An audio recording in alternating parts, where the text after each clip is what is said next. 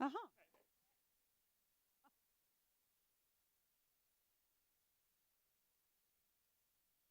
Hey, is the mic on? I think so.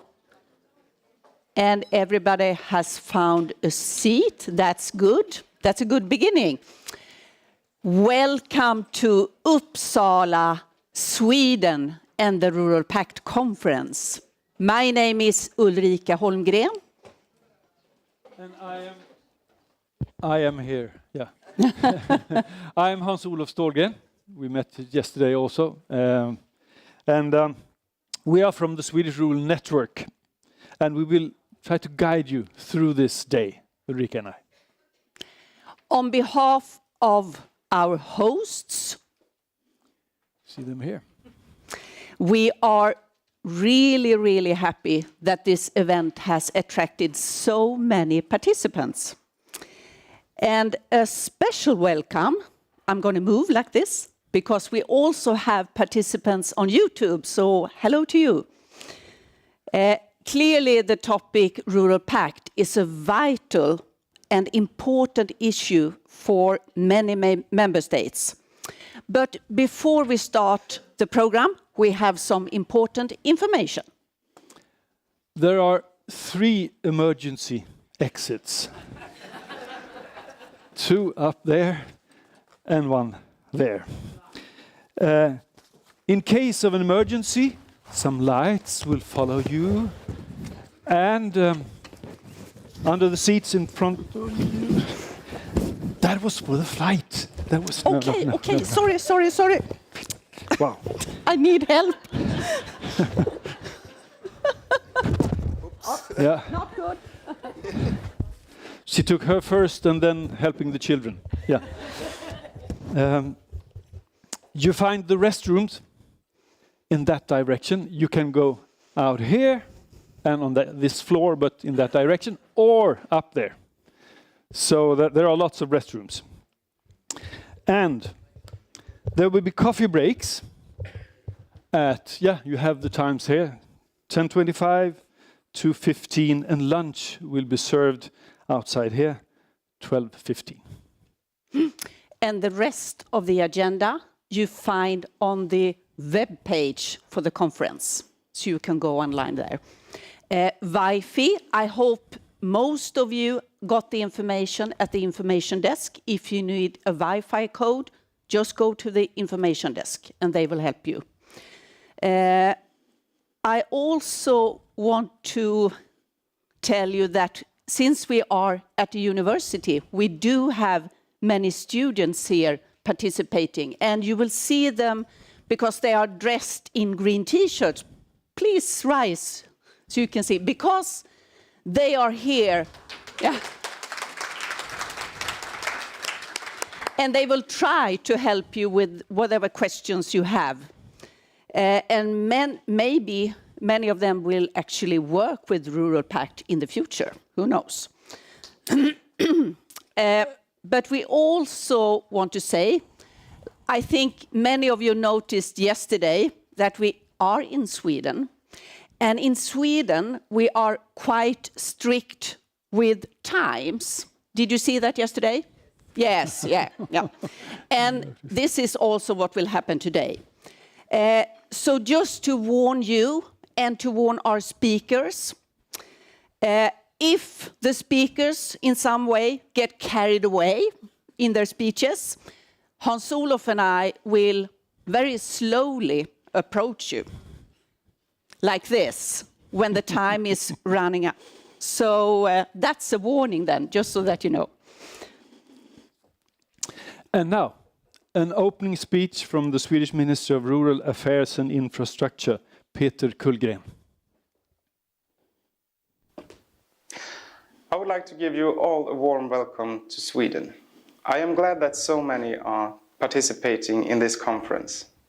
Almost all member states within the European Union are represented. Today we are gathered in Uppsala, the home of the Swedish University of Agriculture Science. It is the fourth largest city in Sweden. the municipality also includes many residents living on the countryside, and it actively supports rural development.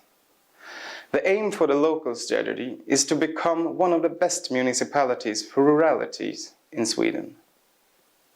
I know some of you had the opportunity to visit the countryside outside Uppsala and Enköping yesterday. I hope that you had a wonderful excursion and got to see some of the interesting activities going on there. Today's conference is about the Rural Pact, an important part of the implementation of the rural vision that the European Commission presented in 2021.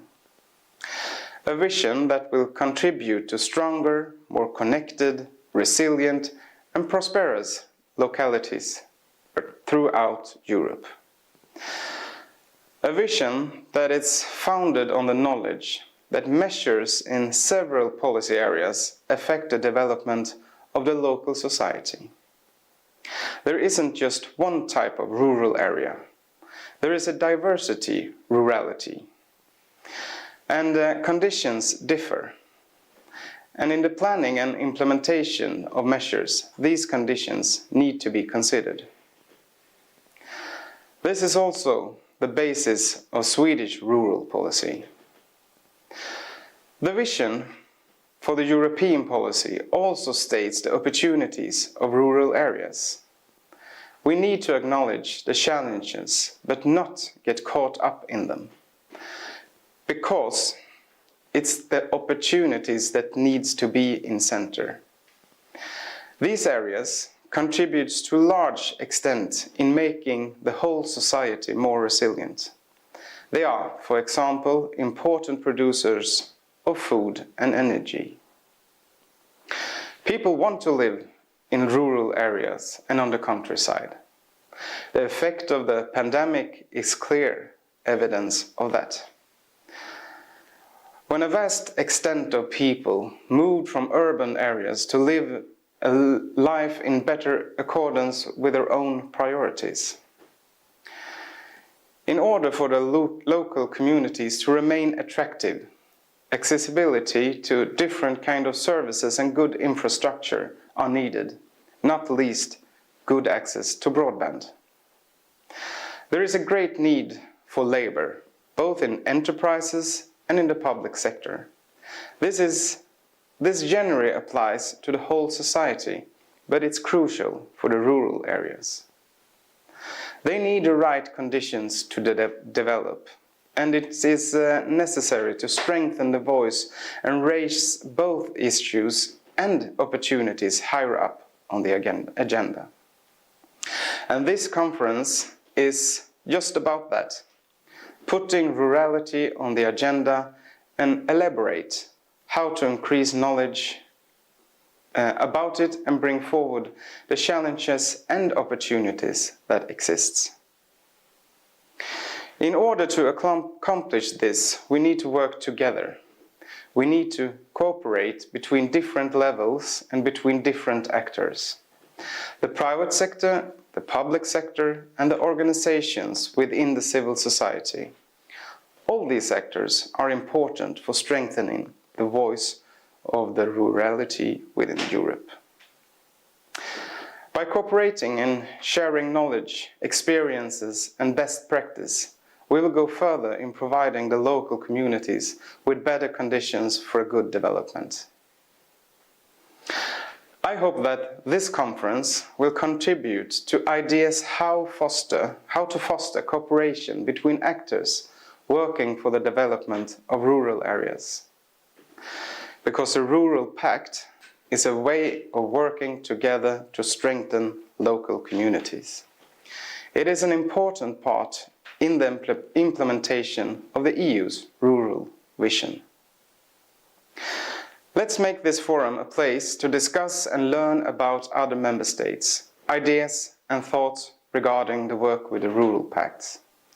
Let's cooperate, because cooperation around development is essential for success. When we pursue issues together and learn from each other, we strengthen our local communities. Cooperation around these issues is an important question for the future. Unfortunately, I will not be able to participate today. However, I will receive a report back from my co-workers about the knowledge and experience that will be shared here today, and I look forward to take part of the conclusions. I wish you all an interesting day with many fruitful discussions. Thank you.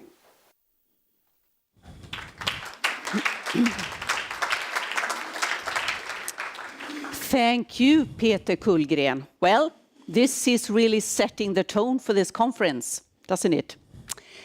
But now it is our great pleasure to welcome and representing two of the directorates at the European Commission. We have Deputy Head of Unit at Rural Areas and Network at DG Agriculture and Rural Development, Hugo Almeida, and Director at DG Regional and Urban Policy, Sofia Alves. Welcome. Thank you very much. Can I stay here?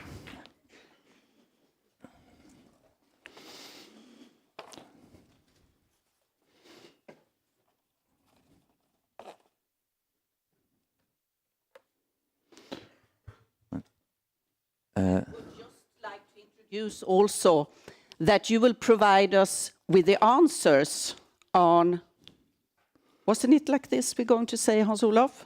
I was supposed to say that. Yeah. Where are we with the EU rural vision? And you have some 10 minutes or something like that. Okay. Please. Thank you very much. I will try well, I'm Portuguese, but I will try anyway to respect the time, and I will do my best to be on time. Well, first of all, thank you very much for organizing this conference, and I really would like to congratulate you for this organization, and it's with a great pleasure that I'm here and I'm participating in this conference. And also thank you for giving us the opportunity to tell you where are we with implementation of the long-term vision of rural areas that we adopted on June 2021.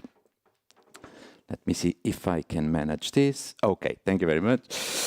This initiative was launched by the European Commission President Ursula von der Leyen in July 19, because she recognized the crucial roles that rural areas have to play in the future of Europe. But she also recognized that there are still a lot of pressing challenges and people feeling left behind, in particular in rural areas. And as yesterday, Vice President Schwitzer rightly pointed out, democracy, it's at the heart of this initiative. Now let me tell you very briefly what the interinstitutional work that we've been carrying out. Since 2021, but in particular in the year 2022, we have had a very intense and constructive dialogue with other EU institutions and bodies. 3 of them have finalized their opinions and reports in 2022. The European Committee of the Regions, the European Economic and Social Committee, and the European Parliament. And the last institution that we hope to hear back soon is the Council of the European Union. And despite they didn't have yet formalized their conclusions, a lot of important steps have been taken in 2022. Let me give you a few examples. With the French presidency, for example, adopted the conclusions on the 8th cohesion report that include a specific reference to the rural vision. The Czech presidency launched its national Rural Pact, and we hope that others will do the same, and participated in the declaration of Letnici that, by the way, brings together also the European Committee of the Regions and the European Parliament. Today, we are here meeting on the Rural Pact under the auspices of the Swedish presidency, which we are really grateful for organizing this event. And we are working jointly with the Spanish presidency on a high-level rural policy event that will take place between 27 and 29th of September, that has the ambition to prepare the ground for the Council conclusions dedicated to the long-term vision. So we are really proud to say that we have brought, since we launched this initiative, we have brought rural areas much higher on the policy agenda. That was one of the objectives, and I think that we are getting there. On the vision itself, let me just put a little bit of in context. It's a communication from the European Commission. The objective is to prepare the ground for future actions, but does not bring additional funds. For the moment, what we have to use, it's the policies and the funds that are already in place, that have been adopted before, and agreed between the European Parliament and the Council, before the adoption of the rural vision. But this vision, in fact, was constructed on the basis of the common aspirations of Europeans and on how they would like rural areas to be in the future, meaning stronger, connected, resilient, and prosperous. This communication propose already two main ways to implement the vision. On one hand, we have the rural action plan, which it's what the European Commission proposed to do starting in 2021, and the Rural Pact, which is about joining forces with all the national, the regional, the local level, and the stakeholders. Let me concentrate now on the Rural Action Plan, the Commission part. And this action plan contains 30 actions, in fact, 21 thematic, 6 horizontal to support implementation and improve governance. The thematic actions are structured around the 4 blocks of the action of the vision. And they include, as you can see, 9 flagships. These are bigger initiatives or a group of initiatives, and 15 accompanying actions. These are more specific things like, for example, organizing a networking for leader and smart villages, or conducting specific studies. But the big novelty of this initiative is the involvement of the very different services in the European Commission, what we call departments and like ministries in the member states. And we organize the coordination between all these services. Well, this is an image of what we have been doing more concretely in the past 22 months. And this is thanks to a lot of efforts for 15 different Commission departments. Don't worry, I'm not going to enter in detail in all of them, but just to quote some highlights, I think it's important to tell you that we are just about to launch a rural revitalization platform, more precisely on the 29th of June. And this is a collaborative platform where you will have the possibility to create your own profile, post best practices, launch thematic or country group discussions. We have also published calls for rural dedicated research and innovation worth 120 million for the period of 21-24. We have launched the SmartNet initiative that will create networking opportunities for municipalities who want to improve rural mobility. Another important one, it's this Rural Digital Index that we have published, where you have the possibility to see the all indicators available for rural areas, and you can measure and follow the progress towards the targets of the digital policy. For example, we have launched the Rural Energy Community Advisory Hubs, which is there to support the local authorities that want to take advantage from the energy transition. And just another one that, we are acting quite actively for rural areas in the context of the Social Economy Action Plan. So I'm finalizing just to say that I'm really proud to say that during this now we have all actions ongoing. And as Sophia will explain you very briefly, we are now taking stock of the implementation of those measures and see which new actions we can launch in the future. Thank you very much. And now I hand the floor to Sophia. Thank you. Now, thank you very much also for the opportunity to be here. And I can tell you this is your lucky day. You should play in the lottery, because I'm also Portuguese. And the possibility to, you know, the chance that you meet two Portuguese on stage in Uppsala, it's very, very seldom.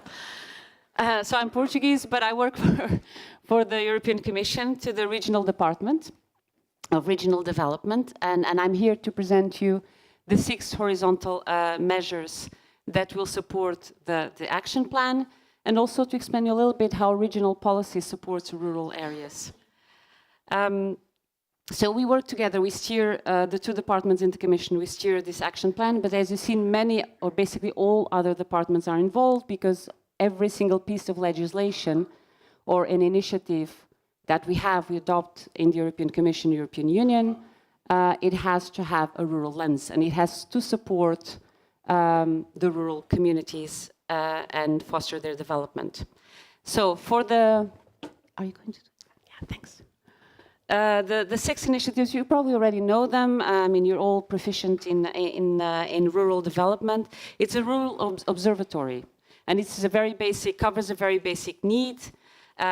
This is done by the research department of the European Commission, the joint research department known by JRC, and it's basically to collect essential data about rural areas and to have a better understanding of what we're talking about. What are the needs? What are the diversities? Because rural areas are very diverse in the European Union.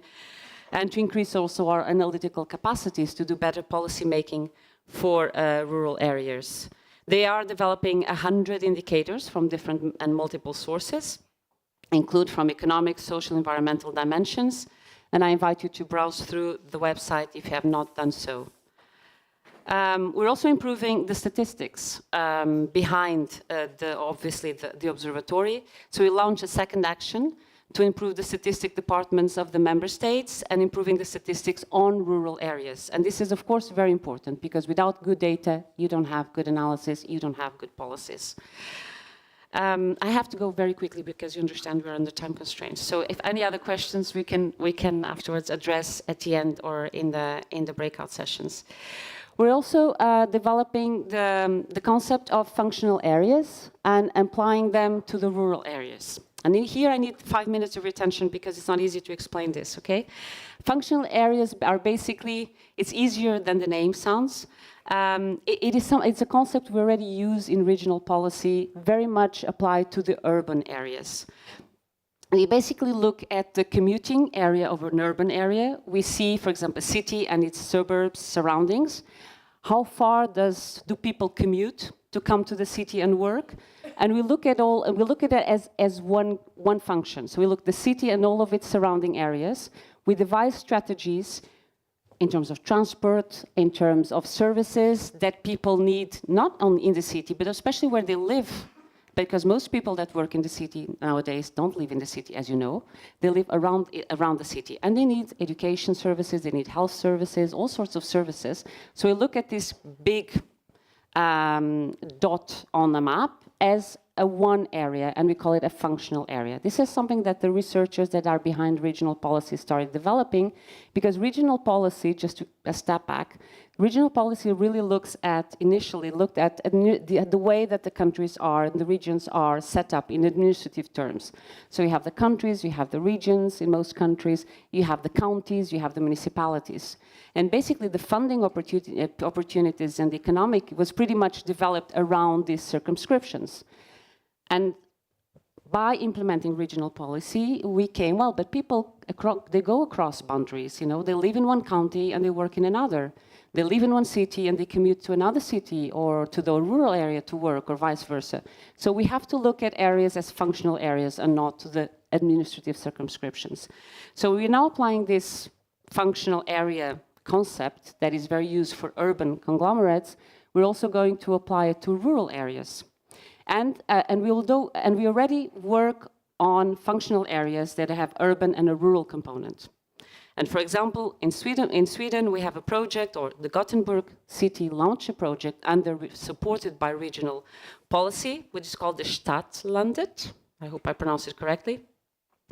And it's basically an urban-rural functional area. They've created a functional area around the Gothenburg city, mostly the northeastern part, to bring in a number of agriculture activities, but also tourism activities, and integrate it all together by supporting SMEs and the local economic actors, both those producing the agriculture products, but also those in the logistics, in ICT.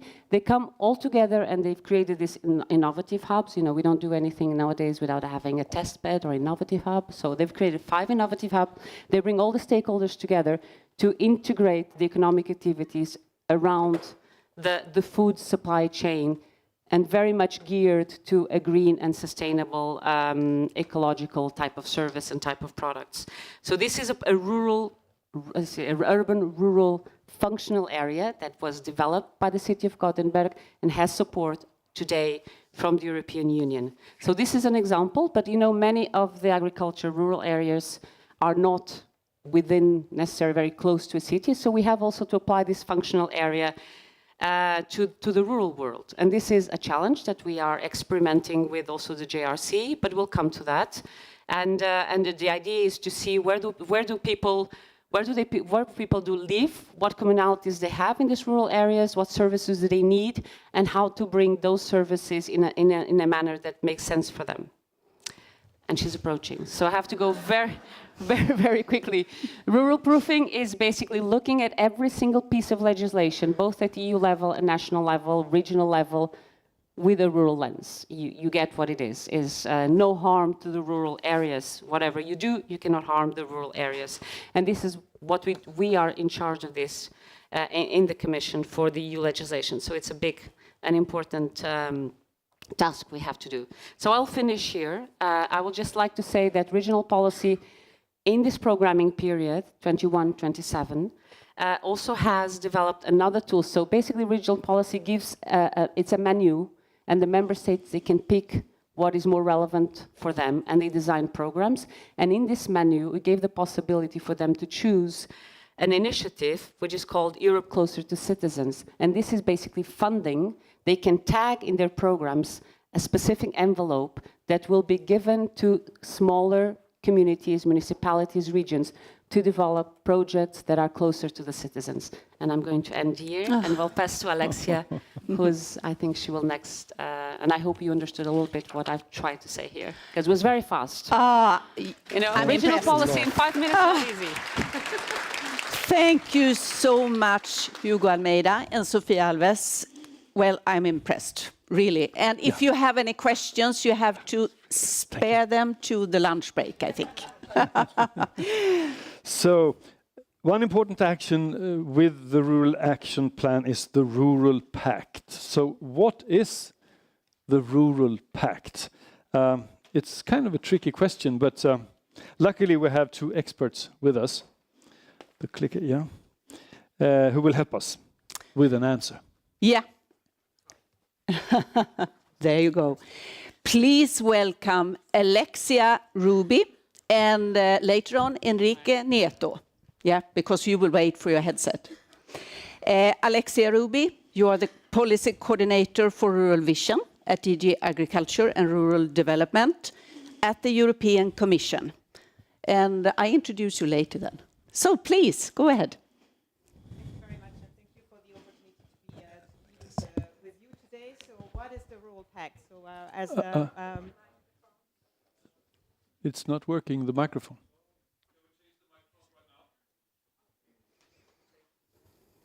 Did I press on mute? Is it better like this? Try it. That doesn't count as my time, huh? No. Well, I'm so happy that they have so much respect for us.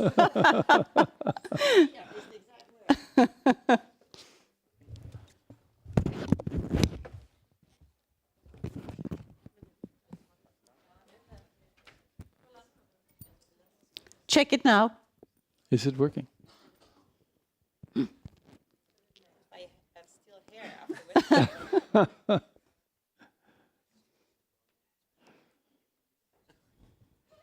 There you go. Does it work? Yes.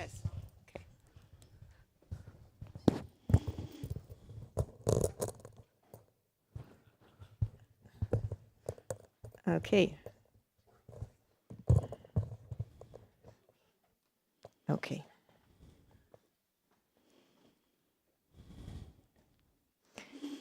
Okay, so as I was saying, the Rural Pact is the second avenue we proposed to implement the long-term vision, and this idea starts from the recognition that as Commission we cannot do it alone. Most of the responsibilities to achieve the shared goals of the rural vision actually lie in the hands of the other levels of government and of stakeholders themselves. What is the Rural Pact? It's a framework to foster cooperation between national, regional and local governments, civil society organizations, businesses, academics and stakeholders to act together towards the goals of this rural vision. It was always meant to be a bottom-up process, so we organized it in a participatory way. We started by creating this Rural Pact community, which you may know, to discuss what it should be. We had brainstorming sessions also with other EU institutions and bodies, and came up with a proposal that was discussed and endorsed at the first Rural Pact conference in June 2022. Most of you are familiar with this. So what does the proposal say? It introduces 3 objectives for this Rural Pact. The first one is to amplify the voice of rural areas and make them better heard and acted upon in the policy making. The second one is networking, collaboration, mutual learning to make sure people can build on the successes of others and also learn from their failures maybe. And the third one is to encourage voluntary commitments to act for the shared goals of the rural vision. Who are we talking about in this pact? 5 main types of participants have been identified. Public authorities are the key one, national, regional, local level authorities, civil society organizations from rural areas, but also maybe from other areas who want to collaborate with rural areas, academics and research and innovation, businesses and citizens themselves. The Rural Pact community has grown.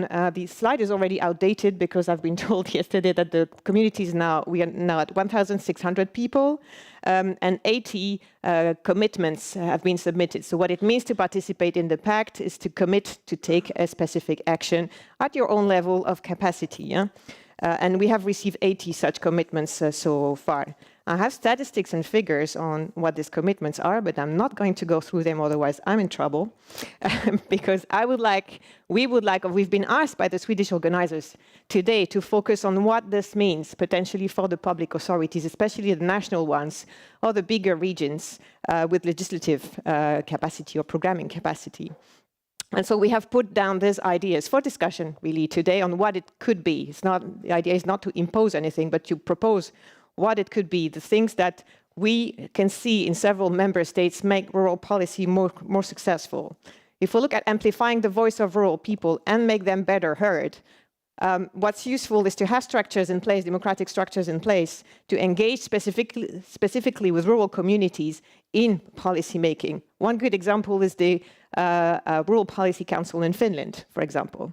And on the other side, you need a receiving end, so to have a member of government who's accountable, responsible for rural areas, and ideally as well a service which is responsible for rural areas across policy fields, so not only agriculture, but the whole strand of policies. So at regional level, for example, in the region Castilla-La Mancha, we have the vice president of the region who's in charge of overlooking their rural policy.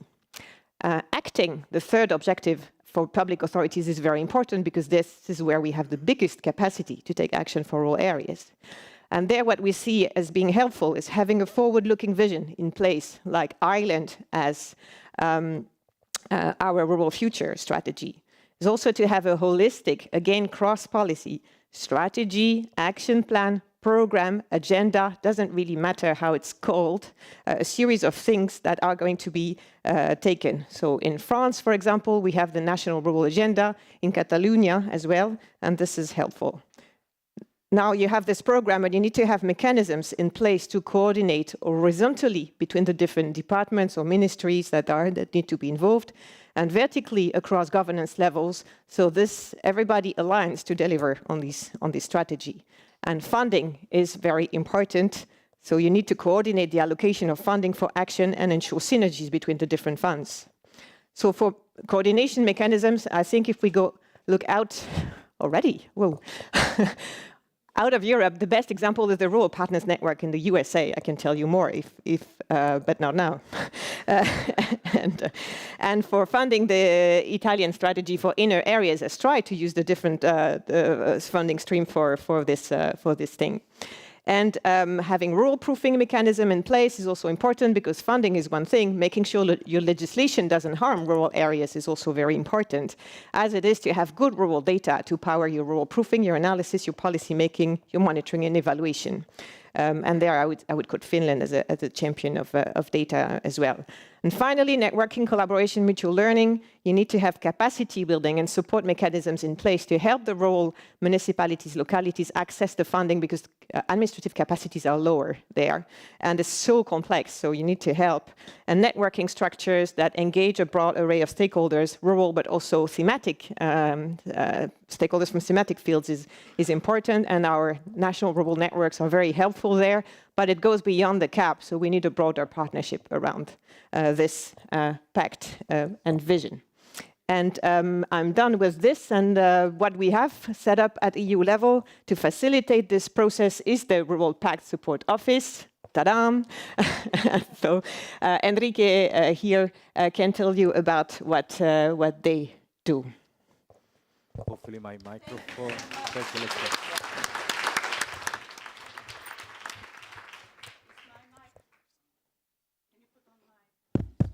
Okay, thank you. Because I would like to welcome you as well, of course, because Enrique Nieto, who is now entering the stage, you are the deputy leader at the Rural Pact Support Office. So welcome. Thank you. Checking if it's working. Yes, fantastic. Thank you very much for the invitation. I'm very happy to be here. And I will try to follow up the very detailed explanation of Alexia and colleagues from the Commission, and explain you a little bit what the Rural Pact Support Office is. We have seen that now in the Rural Vision, we have put people at the center of development in rural areas. The different actors in rural areas, they have very different needs. There are many opportunities for them. It implies moving beyond as well agriculture, although it's also at the center, but there are also needs. I like to put it like farmers have wives, have kids, have grandparents, and they have also a lot of needs, and these needs need to be tackled. And so the Rural Pact aims to bring all these actors together, addressing all these different thematic areas. And so we need to build a stronger and larger partnership to work for the benefit of rural areas. The Rural Pact Support Office is precisely in place in order to animate this big network, this bigger partnership, and try to address these different thematic areas, so to build capacity, to put and identify the issues of rural actors, to put them higher in the political agenda, to try to help local communities to commit, to act, local communities, public authorities, civil society, academics, businesses, everybody. It's moment to act for rural areas. The Rural Pact Support Office is a mechanism to animate such a big network and try to contribute and help that this partnership contributes to the objectives that we set together at the Rural Pact Conference in the proposal. So you can see it's a support office that works for the community, but at the same time it will be complemented as well by a governance structure that we call the Rural Pact Coordination Group. It's not yet in place. There would be an expression of interest launch very soon for the actors to apply to be a member of this coordination group. It would be the main governance structure that will help us steer the activities that we will conduct for the Rural Pact community. So as you might understand, it would be a very diverse group, taking into account all the stakeholder categories that Alexia just mentioned, and in particular as well, those actors that want to commit to contribute to the Rural Pact. I just want to show you that behind the Rural Pact Support Office, there is people as well working for it to work. And we have quite an extensive team based in Brussels and some countries that will coordinate the implementation of the activities that I will introduce later on. But also we have set up a network of national experts in each of the member states to whom that you can also contact and approach to really work these issues around the Rural Pact. So we are there to help you. We have a contact details, so you have someone behind to address if you need some support from us. Now, the support office will implement a number of activities. All these activities are structured to contribute to the objectives of the Rural Pact. So in general terms, we will organize networking activities around events. These events, some of them would be focused at the political level. Some others would be focused more at practitioners' perspective to try to build up capacities around these thematic areas that are highlighted in the vision. We will also collect good practices. We will be looking at good practices that go beyond the CAP. This is about broadening the partnership. It means bringing as well new funds towards supporting rural development. So we will be looking at different ways of funding projects through European funds, national funds, new models for financing projects, crowdfunding, etc. We will coordinate the Rural Pact coordination group, so we will help to organize the gatherings of this group. We will be supporting those actors that want to commit to act to contribute to the vision and the Rural Pact. We will try to promote these commitments, give visibility to those committed actors that want to take the pact forward. And as well, another important part of the work that we will do is around communication. And this is what we are trying to do here. We need to clarify what the Rural Pact is about. We need to build an understanding among the actors so that they can contribute in a more meaningful way to this new way of looking and supporting rural areas. So we will be as well publishing a magazine where we want to bring the voices of those actors working within the Rural Pact. We are producing monthly newsletters where you get information about what's going on from other funds, different projects, opportunities for funding that you might have available, etc. And as well, we conduct other activities to really animate this big network and coordinate as well with the number of other policy networks and initiatives that are happening at EU level. We have heard Smart Town Mobility, Renewable Energy Communities, the CAP network, the Broadband Competence Office, Interreg. There are many. Let's say the Rural Pact it's in place to really help coordinate and work together on a number of topics. And I'm about to end with just 2 quick slides. So as I mentioned, we organize policy conferences to really tackle and bring policymakers on board on the Rural Pact. And the next one is around depopulation, will take place in Brussels. The registrations are still open, so you're very welcome to register, and we will see you there. And this is going to be the opportunity where we are going to launch our online platform as well, focusing to help areas lagging a bit behind. There would be as well other events at the end of the year on the future of rural areas. And also on the practitioner side, we already are coordinating 2 good practice webinars, one on social entrepreneurship, the other one on digital skills, bringing as well other commission services into these important topics. Last but not least, I just want to remind you an important event that will follow and build up on the conclusions and outcomes from this conference organized by the Swedish presidency of the Council. And that would be a high-level policy forum where we invite as well different ministries in charge of EU structural funds to come to Spain, Sigüenza, in a very rural area, in a very nice region in Spain, with a lot of good food to try. It would happen between the 27th and the 29th. And again, you would all be welcome to contribute and participate. Just last but not least, last slide. All this information is really targeted to the members of the community, and there is a formal community of the Rural Pact. You all need to register. Probably by now you would have received already a flyer. So if you are not a member of the community yet, you have there a QR code, and you can register as a member of the community, and you will receive invitation to all these activities that we are organizing in the Rural Pact Support Office. And in the other side, you also see the QR code in case you want to contribute and be a stronger participant, a committer. and propose actions that you would like to implement or plan to implement to contribute to the pact and the vision. Thank you very much. Thank you. Thank you, Alexia Ruby and Enrique Nieto. And I can just inform you, as usual, all the presentations, they will be visible on the web page of this event in 2 weeks. They will be on the web page. So you don't need to make all the notes or take all the photos. You have 2 weeks on you. So thanks a lot. So we save the questions for later. I guess we are all now experts on the Rural Pact, aren't we? Rural Pact in 10 minutes, yeah?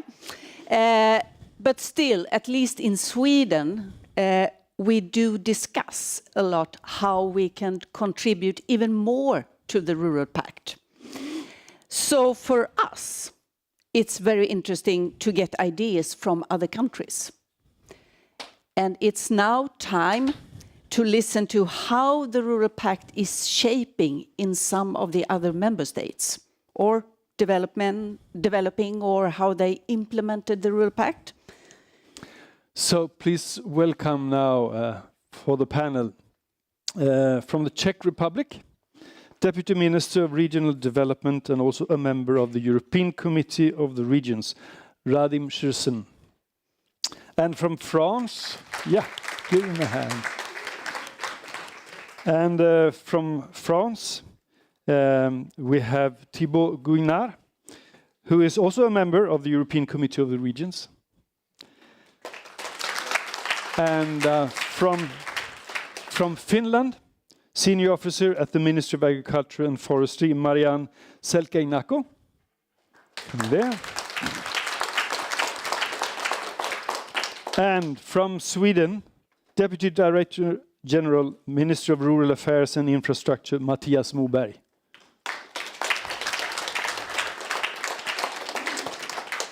You will have some 8 minutes each to give us a whole picture of with the different aspects of the Rural Pact from your different countries. So, first we have the Czech Republic. Please, Radim. Okay. Can you hear me? I do not need microphone, I think, but okay. So good morning. It's nice to be in Uppsala, actually, for the Czechs. It's a place, a very important place, because the bloody Swedish during the 30 Years' War stole the Devil's Bible and took it to Uppsala. So they are loaning it from time to time, but I came for it today, so that's my main mission. I was sent by the ministry. Otherwise, it's nice to be here. It's nice that we have heard that the long-term vision for rural areas, that there is a bright future of rural areas. We have nice tools, but our task today is to find out how to fulfill it, because it's nice to have visions, but I know so many nice visions on the European national level, but to fulfill them, if just one-tenth of the visions was fulfilled, we would be in paradise. So I will try to share the experience of the Czech Republic. I am now represented by two heads here. One is the Deputy Minister of Regional Development of the Czech Republic, and second is the member of the European Committee of the Regions and the rapporteur of the Smart Rural Europe opinion, which was already mentioned today. But first of all, I am proud rural citizen. I am really living in the rural area. I am bringing up my son there. I am a local mayor. I'm going to pub to discuss with people the issues. So my main task is to really bring the bright future to the rural areas. I don't know, my presentation, is it there? Nothing? Ah, okay. So, main message is, we are all the time trying to find new instruments, both on the national and European level. But we do have the instruments. This is my first outcome, that we really need to work with what we have, because usually when we are listening also on the European level, we have smart villages, startup villages, digital villages, we have CLLD, we have leader, but it's the same thing, it's the same partnership, it's the same principles, and we are just trying to fragmentate the tools, because we do not have so many people, stakeholders and so many enthusiastic people. So we really need to concentrate. And that's also what we are trying to do in the Czech Republic, that we have a lot of platforms which are dealing with the rural development. We already left the idea in the Czech Republic that rural development is a part of agriculture. So the main ministry dealing with rural development is the Ministry of Regional Development. And I think this is a crucial idea also to move on the European level from DG Agri to some kind of horizontal approach and also to DG Regio, because I don't think there is, thank you. I don't think there is functional urban or rural areas. What is urban? What is rural? You know, I saw that Sweden is the most urban country in the European Union according to statistics, because there are big municipalities. So I think we don't have clear definition what is rural, what is urban, and I think we need to think about functional areas, not functional urban, not functional rural, but functional areas, because functional areas are islands, are outermost areas, are rivers, are urban suburbs, etc. So we really need to deal with that. Second thing is that we already elaborated rural development concept in the Czech Republic much sooner that it was elaborated the long-term vision. Actually, it has the same principles. So I think we are going the good path. Another thing is smart. You know, we hear smart villages, smart regions. Again, we should not try to find differences between smart villages, smart cities. We should find the same concept. And actually, this is also a point of my opinion in the European Committee of Regions, that we have the main principles, which are smart. It's not just about technologies, it's about people, smart ideas, and it's also about social innovations. And we should try to elaborate it together, not to find differences. Check rural development concept, so you could see there are vision that already in 2027, so we are faster than the European Union, that there will be already in 2027, the rural areas will be bright, not 2040. And we have similar principles, probably people, settlements, environment, economy, planning and cooperation. Actually, it's very, very similar, but we are trying to find the way how to fulfill it. This is actually also the task we are doing, that we are the ministry which is dealing with the smart concept. And as I mentioned already, we are trying to put together all the areas, smart cities, smart villages, and smart regions. We are also trying to give methodological guidance. We defined what is smart, because sometimes it seems to me that everyone thinks that smart is something different. So we define it. We also are having pilot projects, and we are also financing the pilot projects. So from the Recovery Resilience Facility, we have now quite a lot of money for the pilot calls, for the pilot projects, and I hope most of them will be actually done in the rural areas, because it's very much connected to 5G applications, which are now installed in the rural areas, because they are already in the cities for some time. This is actually what is crucial. It's coordination.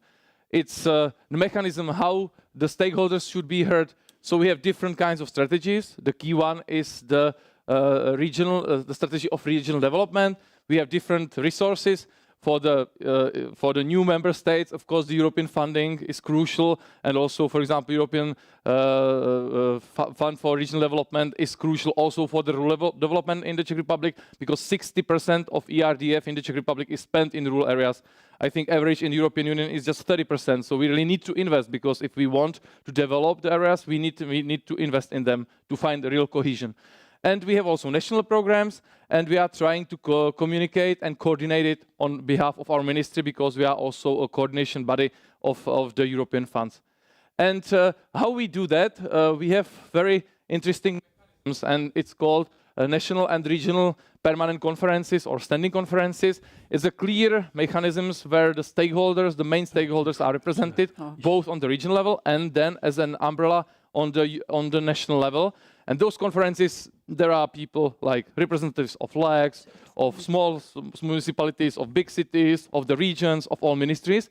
And we are meeting twice a year, and we are trying in different chambers, but also on a plenary, to find out what are the key needs, what are the key problems, what are the key messages. And now also we are making a government committee for regional development, which is on the level of the ministers.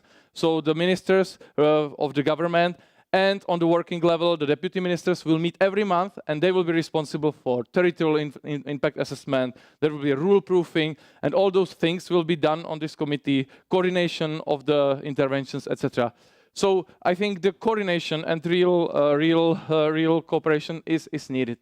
And we also created, as it was mentioned, the National Rural Platform, and we also launched the Rural Pact. And actually, we did it during the Lednice conference, as it was mentioned.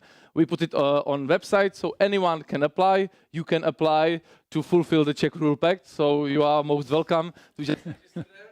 And we wanted to do something as a mechanism which is just being interactive and being that anyone can engage. Any mayor, any citizen of the rural areas can just sign and give his commitment, just to see what different the main stakeholders, the associations put there as their commitments. For example, our ministry put their commitment that we will support 5G network. We'll establish this governmental committee for regional development as the main tool of coordination. Yeah, there was association, for example, local governments with the project OBES 2030. It's a smart village project. And for example, there is also a representative of the National Network of Local Action Groups. They are now very much active in community energy. So different stakeholders giving different engagements. So this is something which we work with. We are trying to coordinate it with other activities we do at our ministry with regard to different kind of strategies, different kind of platforms.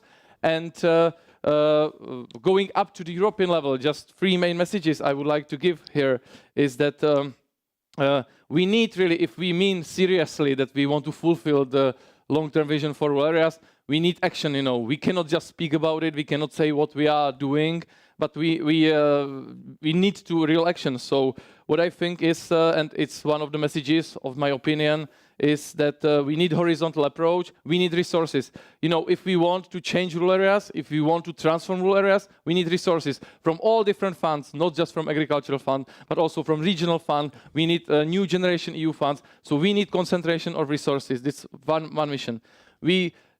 It's the most dangerous thing is fragmentation of tools. We need to integrate the tools we do have. We need to integrate the actions to make it. And if we want to fulfill the long-term vision, we need real targets. I feel it like if we deal with SDGs, for example, in UN, we need every year to fulfill some kind, or every 3 years or every 5 years, some kind of targets. If we do not have real targets, and if the European level do not give these targets to the member states, nobody will do that, and I'm afraid that we can't fulfill the vision. So we really need to formulate the targets, and we need to keep checking if we are fulfilling the targets. And last but not least, we need action. So I am looking forward that from this today's meeting that the new actions will come, and I'm looking forward to cooperation with all of you on the bright rural future. Thank you. Thank you. Thank you so much, Radim Schrusen. Well, now it's time for France. 8 minutes. Thank you. Thank you. Good morning, everybody. Thanks a lot for this invitation to speak today. It's a pleasure for me to be in Uppsala for the Rural Pact conference of the Swedish Rural Network. The French Rural Agenda had just celebrated its 3rd birthday. This is an opportunity to look at the outcomes of these initiatives. First of all, the French Rural Agenda was obtained thanks to the mobilization of a large number of elected officials and associations such as Leader France, the French National Network for Leader. Before that, the concern for the rural territories in France was quite low. This approach also begins thanks to the European Parliament resolution of 2018 on taking into account the specific needs to rural, mountainous and isolated areas. So in 2020, the French minister in charge of territorial cohesion set up a mission made up of local elected officials and parliamentarians who consulted 180 people. In July 2020, almost 200 proposals were made to improve the lives of residents in rural areas. The main objectives were to put the inhabitants of rural areas back at the heart of the territorial cohesion, provide differentiated response to diverse realities, and give rural areas their full place in the organization of our national territory.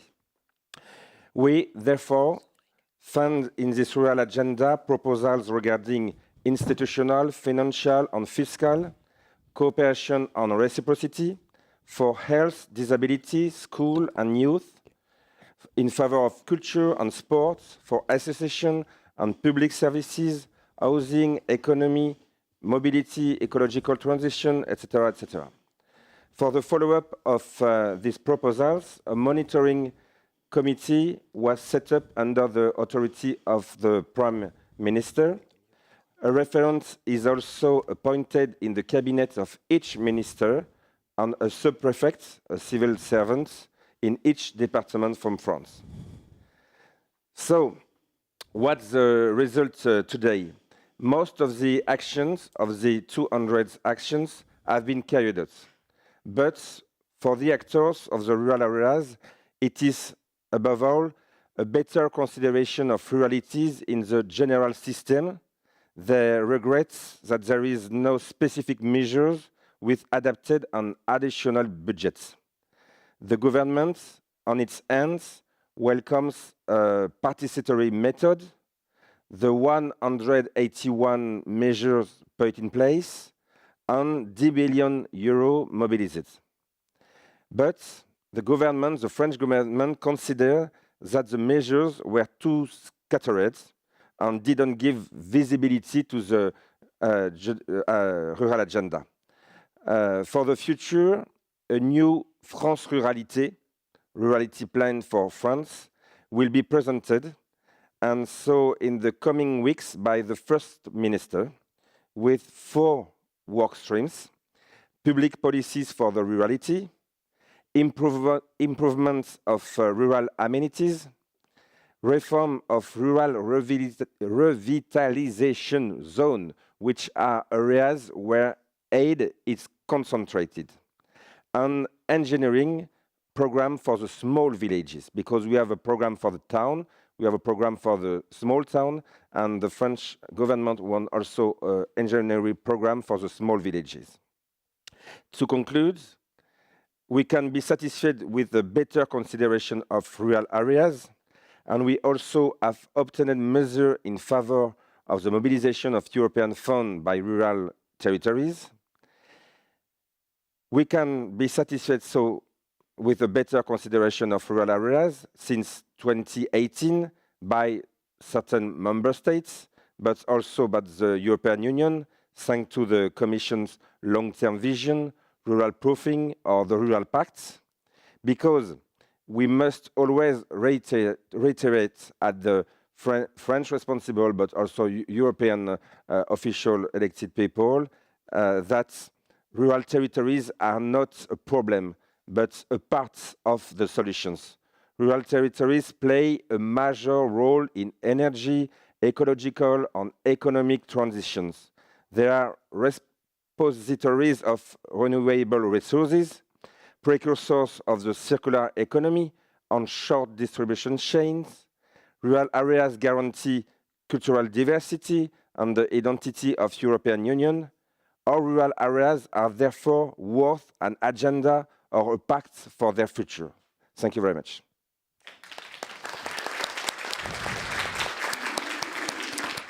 Thank you, Thibaut Guignard. And now, our most appreciated neighboring country, Finland. At least in Sweden, we always consider Finland as our role model coming to rural development. Yeah, so please. I think this is working, is it? It is yes, working, okay, yes. Thank you. So my name is Marianne Selkänaho, and I work in the Rural Development Unit in the Ministry of Agriculture and Forestry in Finland. And we Finnish people are kept as silent ones, but I think this 8 minutes will be difficult for me, because I would like to say so much. But I will keep it short, and you can always contact us later. So what we think in Finland, what we are doing already that implements the Rural Pact, there are quite many actors and quite many networks working on already. So national rural policy has been working in Finland quite a long time, and it has been giving the voice to the rural areas and rural people since 1988.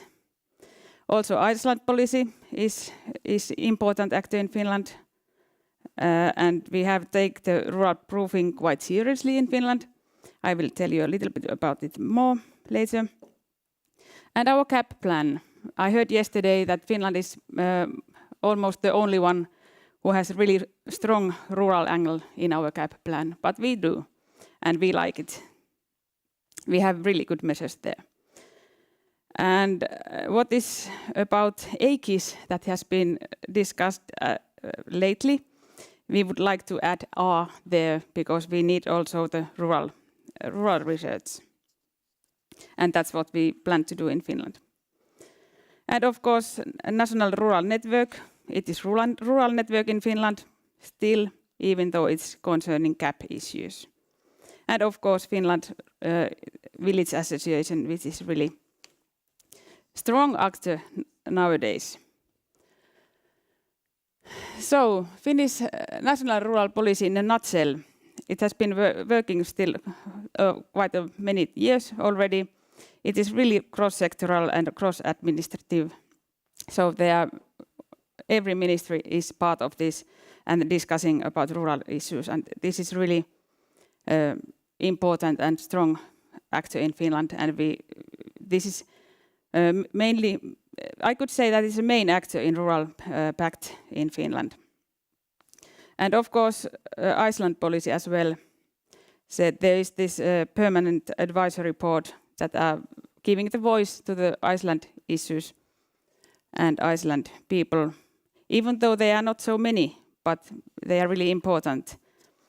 And as well, you know, I will show the map later. The rural proofing has become really important nowadays.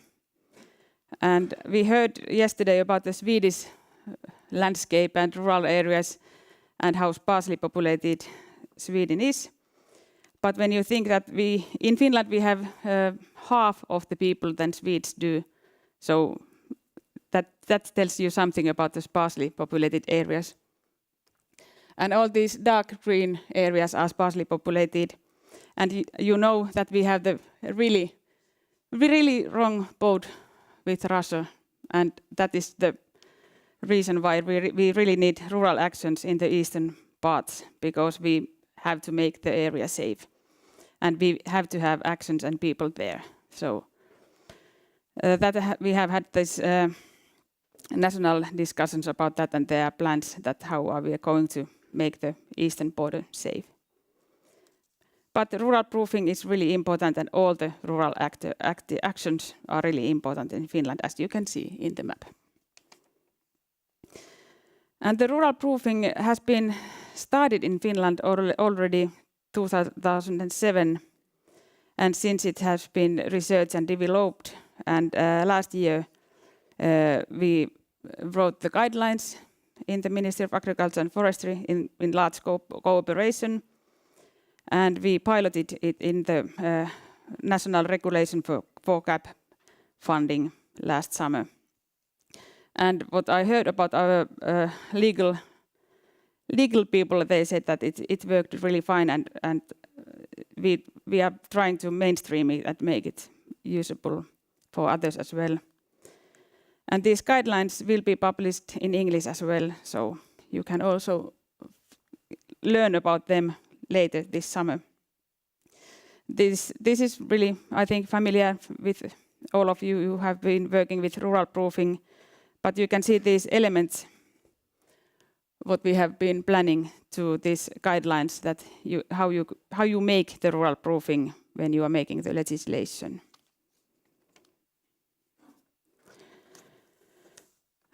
There are so many valuable things that I would like to tell you, but the 8 minutes is really difficult.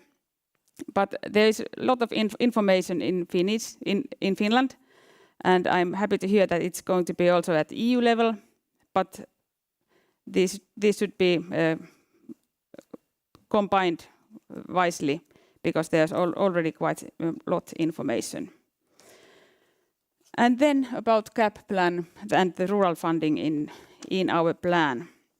So I told you that we are really rural country, and we have really many rural measures in our CAP plan. And these are mainly under my responsibility, so these are something that I'm really familiar to. And when I was talking about the Rural Policy Council and Iceland policy, they are giving the targets and the discussions behind needs. And CAP funding is for the needs which are found out in the large cooperation. So we have heard about digitalization, so broadband investments are really important in our CAP plan, and we have invested a lot for that purpose.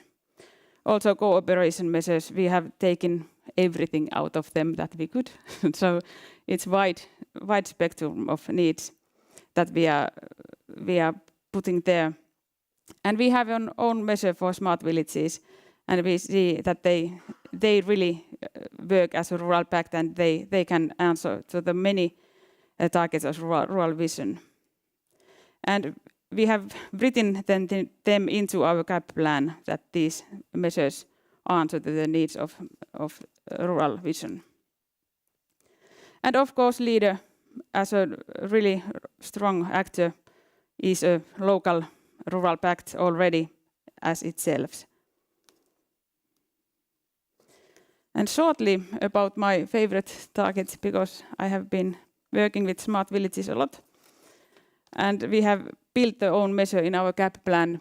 And yesterday somebody was talking about the EIP projects, and we have built the measure to work a little bit the same, not all the same needs, but a little bit the same. Oh my God. A little bit the same methods than they are in EIP innovation projects, and we are really hoping that we will find the rural innovations there. And other important actors in Finland, of course, our loved and well-working National Rural Network, and of course the Village Association, that are really important actors and networkers, and Rural Village Association as a co-partner as well. But we are doing a lot of this in Finland, and we will do it in the future as well. And we would like to have some support from the Commission side, and of course we need the tools for rural development in the future as well. Thank you. Thank you, Marianne Selkenako. And our last example now is from Sweden. Welcome. Thank you. Is it working? It's working. There. First of all, I will say I'm really happy to be here in Uppsala, and I'm really happy to see so many here to want to discuss the implementation of Rural Vision and the Rural Pact. I studied here for 30 years ago, but not here, but in the town. So it's really nice to be here again. Swedish rural policy. Like the Rural Vision, Swedish rural policy has a coherent approach and takes as a point of departure the activities in many policy areas that they contribute to the development of rural areas. Like in other countries, there are many stakeholders that in different ways contribute to strengthen the development in rural areas. Rural Pact are about cooperation between different stakeholders with the aim of strengthening rural areas. When different stakeholders from different sectors, different policy areas, and from different levels in the multi-level government systems work together, it gives a great advantage. Rural Pacts consist of several stakeholders that together in different ways carry out activities to raise rural issues higher on the agenda. And they produce and spread knowledge about rural areas and their development in different ways. There are already many committed stakeholders who promote the development of rural areas in Sweden, stakeholders at both national, regional and local level. There are also many project collaborations, networks and platforms. We in Sweden think it's important that Rural Pacts should not build a parallel system. Instead, we should take advantage of what we already have and supplement where we see the efforts is lacking and where the cooperation among stakeholders are missing. We have started our work by making an inventory of what's going on. The Swedish Rural Network conducted a workshop with a broad variety of stakeholders to identify ongoing activities and ongoing cooperation with the aim of strengthening the development of rural areas. The Rural Network mapped what activities, projects, networks, platform, etc. that's going on in each of the 4 areas for action in the rural vision, namely stronger, connected, resilient and prosperous. Measures for implementing the rural vision is to act, not to take action for strengthening rural areas. The inventory identified actions are going on. Rural Pact is cooperate and do things together in order to strengthen the development in rural areas. The key is to take actions together. Cooperation in Rural Pact can be on different levels, on EU level, national level, regional level or local level. The cooperation can be between policy stakeholders, organizations, civil society, businesses, universities and also citizens. As an example, for Stronger, we identified what actions were ongoing here. Examples are foster business development, support commercial services, develop digital skills, strengthen the rural municipalities, foster social innovations, promote innovate service solutions and rural proofing. After that, we also identified where there are cooperation going on in order to promote rural development. And when we come to Stronger, some examples are the Swedish Rural Network, LEADER, Working Group of Smart Villages, Working Group of Public Transport on Islands, Service Forum, Youth Up North and Rural Week, like we have now this week, and Rural Parliament.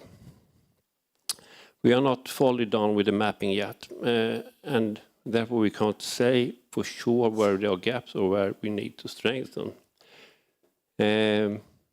Although we are not finished, we think it's a valuable work, and we have got a view of what activities is ongoing and a good overview of the cooperations that exist.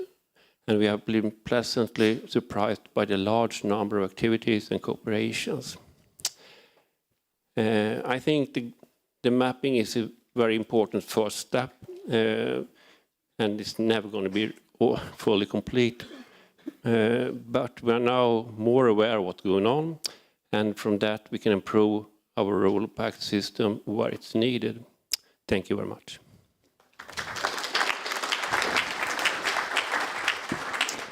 Thank you, Mattias Moberg. And we are sure that you all have good examples from your countries, and you will be able to share them later in all the lunches and coffee breaks and sessions and so on. But a question to any one of you. Have you found any specific challenges with this Rural Pact, and how have you been solving this? You can take one challenge each. Yeah, please, Radim. The biggest... Is it working? Yeah. You know, the biggest challenge is that we do not have so many people in rural areas. We do not have so many enthusiastic people, and we are finding new platforms. So we need to integrate. And what was said here, I fully agree that local action groups are rural pacts, you know, on the local level. And we should build on that, you know, because I think we do not need to find another platform. So I think the coordination and integration of resources in rural areas, I think, is the crucial idea. And the Rural Pact is just the platform above, you know, which should just integrate those resources, not diversify. So I think this is the biggest challenge what we have, and we are trying to deal with it. Do we have some more answer on challenge? Yes, please. Thank you. I think the main challenge for the Rural Pact, for the European Rural Pact, is the same that for the national rural agenda. We don't stay in the communication and in the incantation to say reality is important, reality is a part of solutions that I said before, but we need to have real budgets, real action, real policies for the rural territories, not a part of the general budget like leader 5% of the agricultural funds, but we need to have our own budget, our own method to work like a leader. So no just to be in the communication on the intention, but to be in the action with necessary budgets. Thank you. Yeah, Marianne.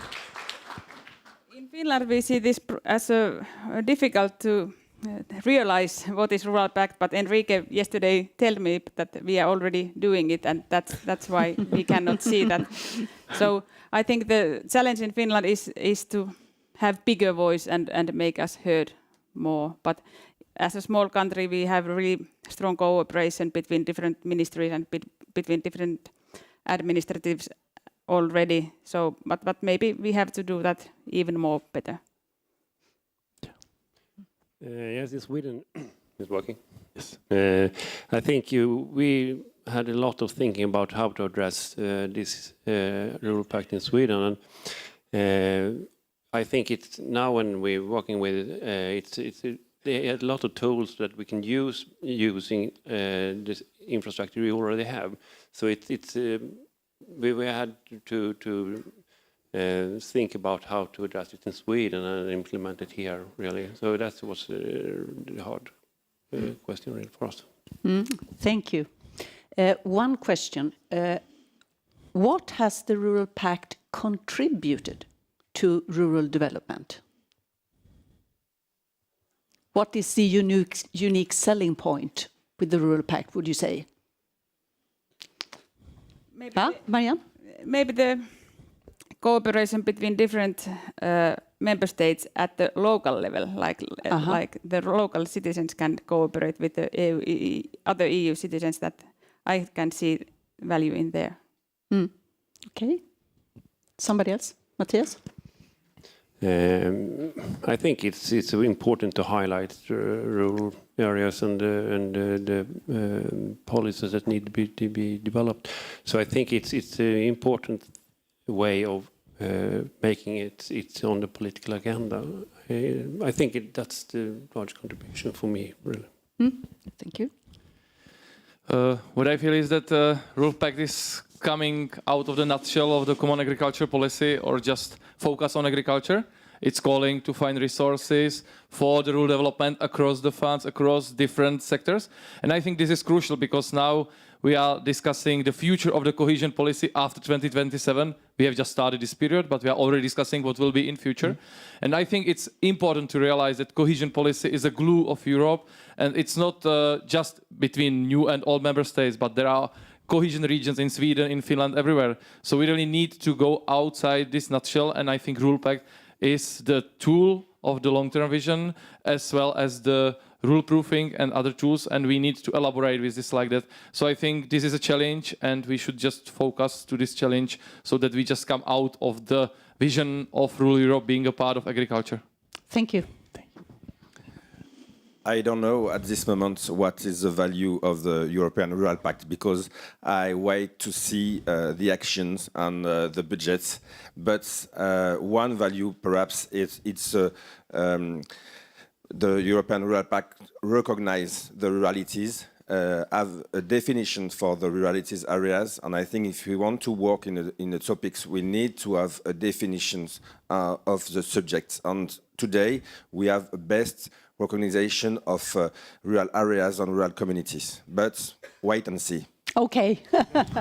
Thank you so much for our panel.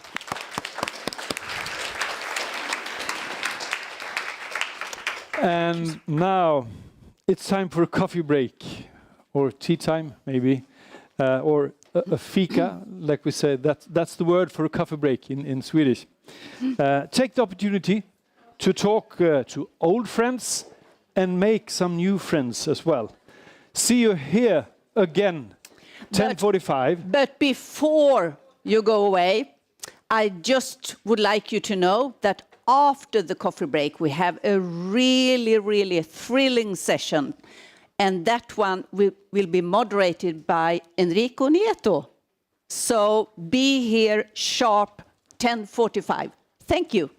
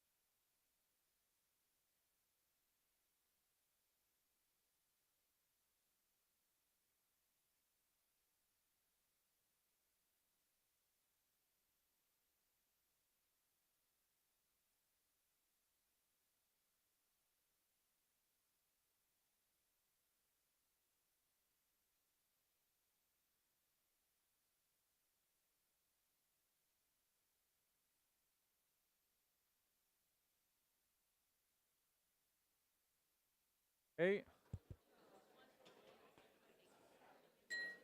Okay. Welcome back, everyone. So I guess I take control now from here on. Okay, fantastic. So welcome back, everyone, to this next session. We are going to have a panel exchange in a format of some sort of dialogue with representatives of a lot of the type of stakeholders that we engage in the Rural Pact, and we really want to engage with them in exchange on how we can engage all your constituencies and the stakeholders you represent better in the Rural Pact. So let me briefly introduce you, because we know by now that timing is gold in this event, and we are going to have quite a challenging approach, because we want to give the voice to everyone, but have as well a meaningful and touch on a lot of important points. So I would like first to introduce Miss, and sorry if I still don't get it right, Birgitta Sacré-Deus. She is representing the European Committee of the Regions, and she is also Regional Minister for Rural Affairs here in Sweden. Welcome. We also have with us Ms. Lidia Pavic. She's representing today the European Economic and Social Committee, and she has been the rapporteur on the long-term vision for rural areas. So welcome, Lidia, for being here with us today. We also have Marion Eckert. She may be familiar for many of you. She's Vice President of ELARD, and she's today in the panel representing the voices of local action groups from across Europe. And completing this very nice panel formed with all women, we have Ms. Sorry if I still don't say it right, but for a Southern European, it's very difficult to say Nordic European names. Leneisa Jungsberg. Thank you. Senior Research Fellow at Nordregio, representing more the academic stakeholders from the Rural Pact. So as I mentioned, we will try to have a nice dialogue with all of you, and I would like, and we will have very short answers. So I thank you already in advance, because I know it's much more challenging to have short answers than to elaborate a lot on the points. So let's all appreciate that. So I would like to start with you, Ms. Sacré-Deus. Regional authorities, we know, are key actors to contribute to the objectives of the Vision and the Rural Pact, and to support the ambitions for integrated development of rural areas. So in that respect, we appreciate if you can let us know concrete actions that regions or the Committee of the Regions are already doing or planning to do to really strengthen the Rural Pact at regional level. Well, I'm a believer.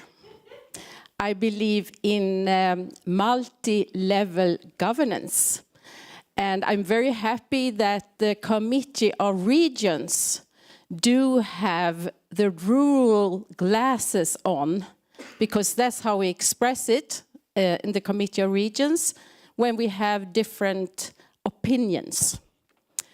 And I'm very happy to be a minister in Dalarna, where we have the Dala horse.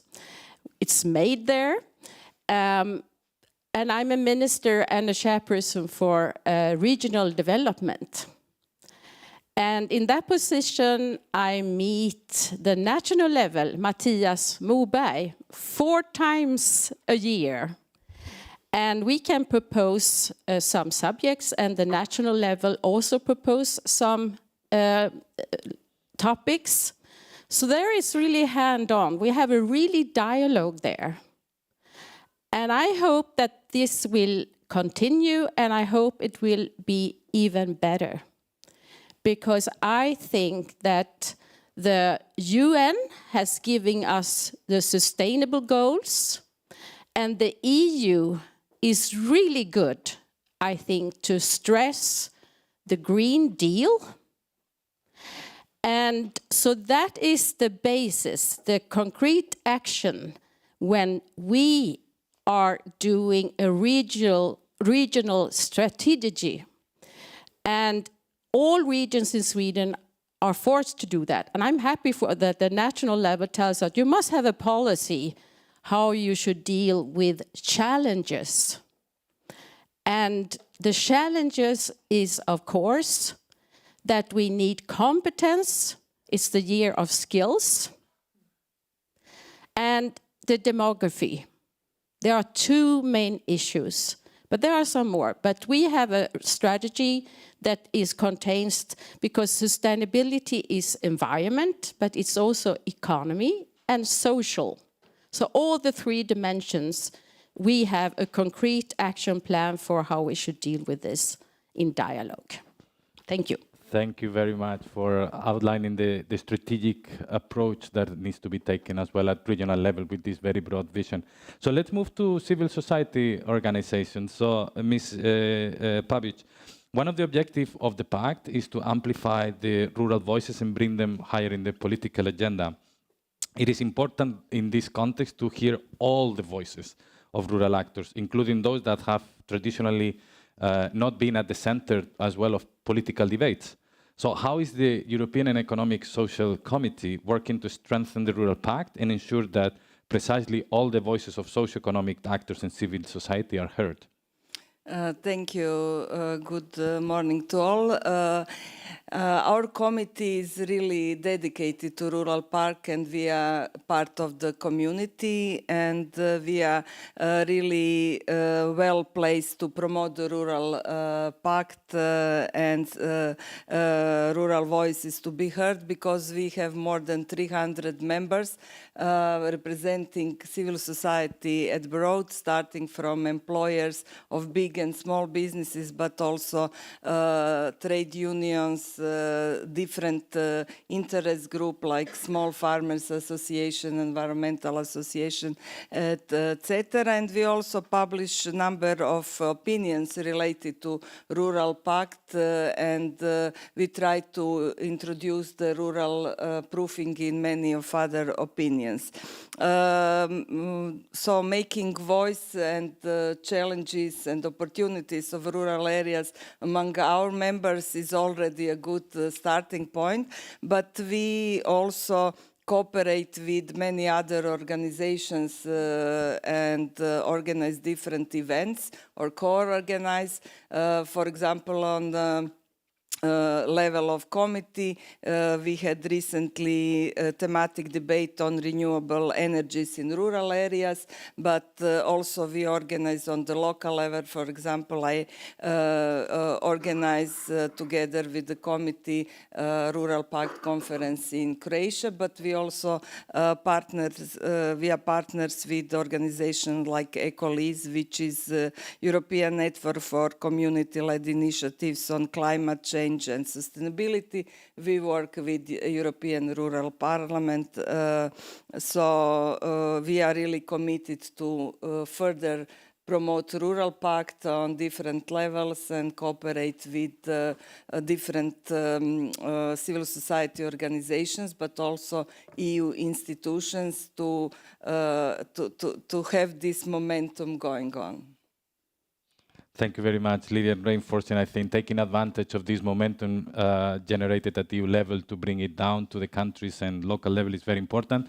So moving to the local level, Ms. Eckhart, the vision and the pact calls for better coordination among public authorities, but also among funds. And so it's important to broaden the stakeholder partnership to truly implement the integrated development approach in rural areas. This is pretty much at the core of LEADER and its principles. So, as actors working at grassroots levels, what is the value that the Rural Pact can bring at local level, and what role could the local action groups play in it? Thank you, Enrique. Well, it's not a secret that the European funds are more for the profit of the urban citizens, and at the same time we have national policies that are not exactly working with holistic rural development, not even in Sweden, I'm sorry to say. And I think this is a dangerous game because we have challenges with the democracy, we have challenges with the climate, with the biodiversity, with all the things that we have been talking about. And I think that we need to gather ourselves, and it's really important to gather ourselves between the sectors. And in order to do that, we need the pact, I think. And this is also important in order to make the local communities resilient, and also to raise the trust in democracy, because we are losing it in many places in Europe right now. And this help to gather us is important, and I think also the help to translate on different levels the vision to real agendas is crucial. And I think that the national and European level can make the frameworks for the local level to become active and be the change makers. And I think the LAGs can be part of that change making. But the LAGs could also be multipliers and strategic communication units for the Rural Pact, I think, because we could. If you have a rural policy, how do you know if it works? You can do the analysis and the tick the box, and this is you have to do, but then you have to verify it with the rural stakeholders, and you can use the LAGs to do this verification. I think that would be really important, and I think also what Birgitta was talking about, the dialogue that we already have, but I think we could broaden this even more and engage also stakeholders from civil society, and LAGs, for example, could help with that. Thank you. Thank you very much, Marion. And also we have academics as key stakeholders for the Rural Pact. So in terms of, I would like now the floor to Ms. Lenicia. Research and innovation play a key role to achieve the ambitions of the vision. The work conducted to elaborate the vision has shown that we need a specific knowledge about ruralities in a number of domains. So how can research and academia concretely support the Rural Pact and its community? Do you have any concrete examples on how this has been done from your stakeholders? Yes, so first of all, I'd like to bring attention to the role that civil society, community members, rural villages often has in research. It's very rare that we have big research projects funded by Horizon funding programs without direct engagement with these actors. So I think there is quite a potential to tap into these networks that are created. Often this includes needs assessment, examining the challenges, but also co-development, co-creating potential solutions, place-based solutions. And to give a very concrete example, we have been now for 4 years working in a project called Sherpa, a sustainable hub to engage into rural policies with rural actors. And here we have set up 41 multi-actor platforms. And the aim with these platforms is to really also, how can you say, embrace this multi-level governance, to really for the local actors to even give recommendation to the long-term rural vision, but also to work as well on a local and a regional and a national level.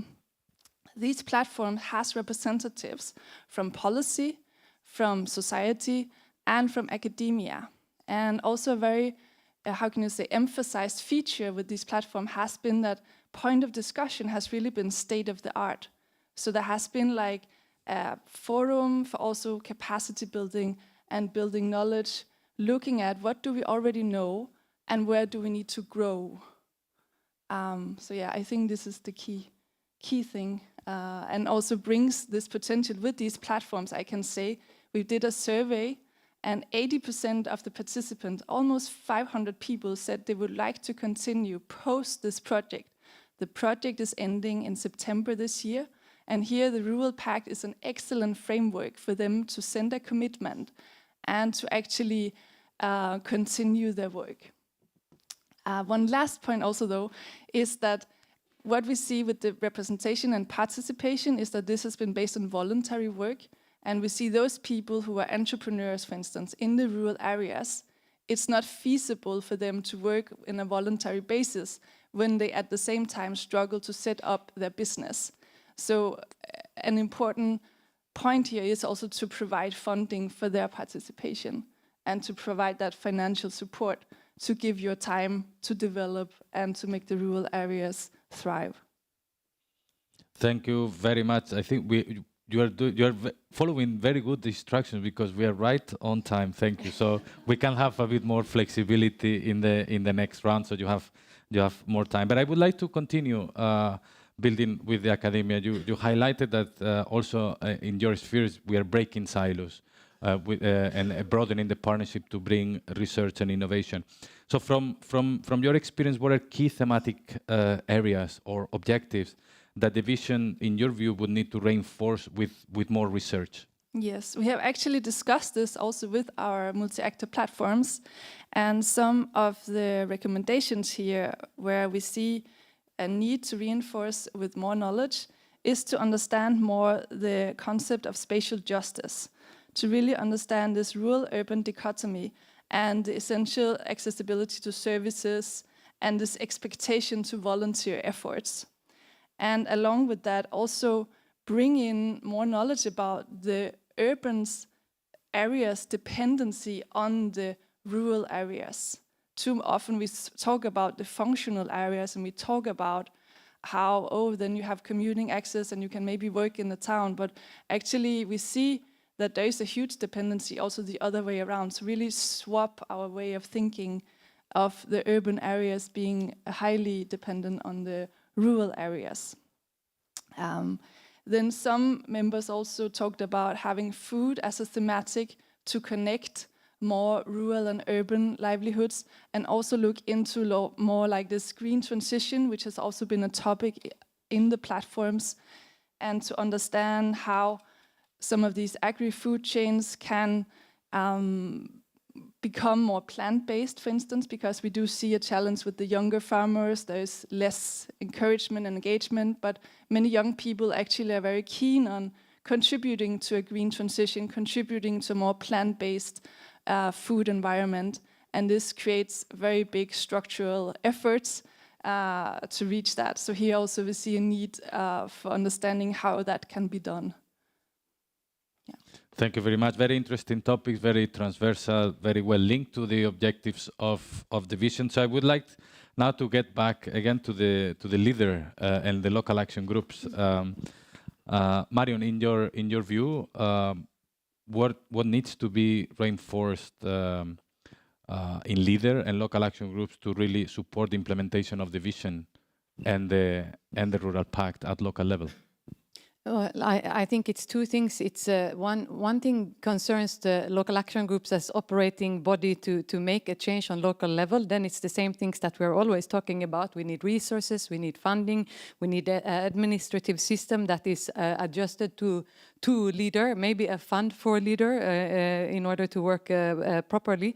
But apart from that we are talking about all the time, we have a lot of opinions written about that.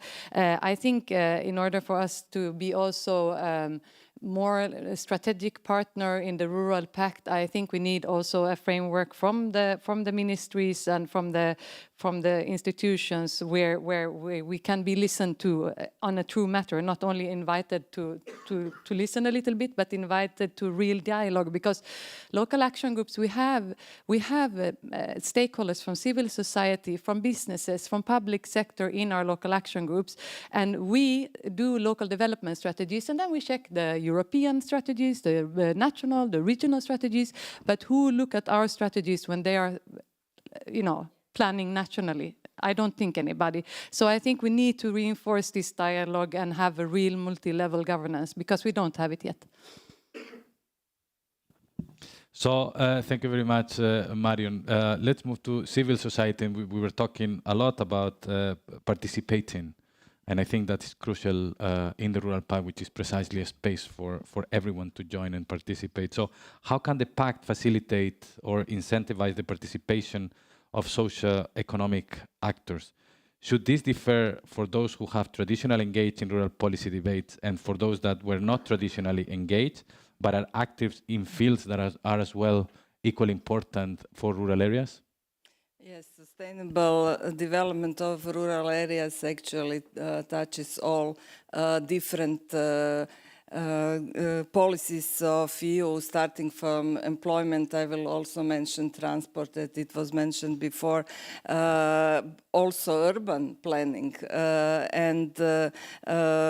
think we should not forget the participatory approach to local development. So working in silos will certainly not make rural areas attractive or prosperous. So actually all rural inhabitants and stakeholders should have a say in preparing and also implementing comprehensive strategies and not, as you mentioned, just traditionally engage stakeholders in rural policy debates. So for Rural Pact to really bring and implement, fulfill its role as a comprehensive and holistic strategy, it requires a governance model that really bring local governments, local businesses, both for-profit and those for non-profit,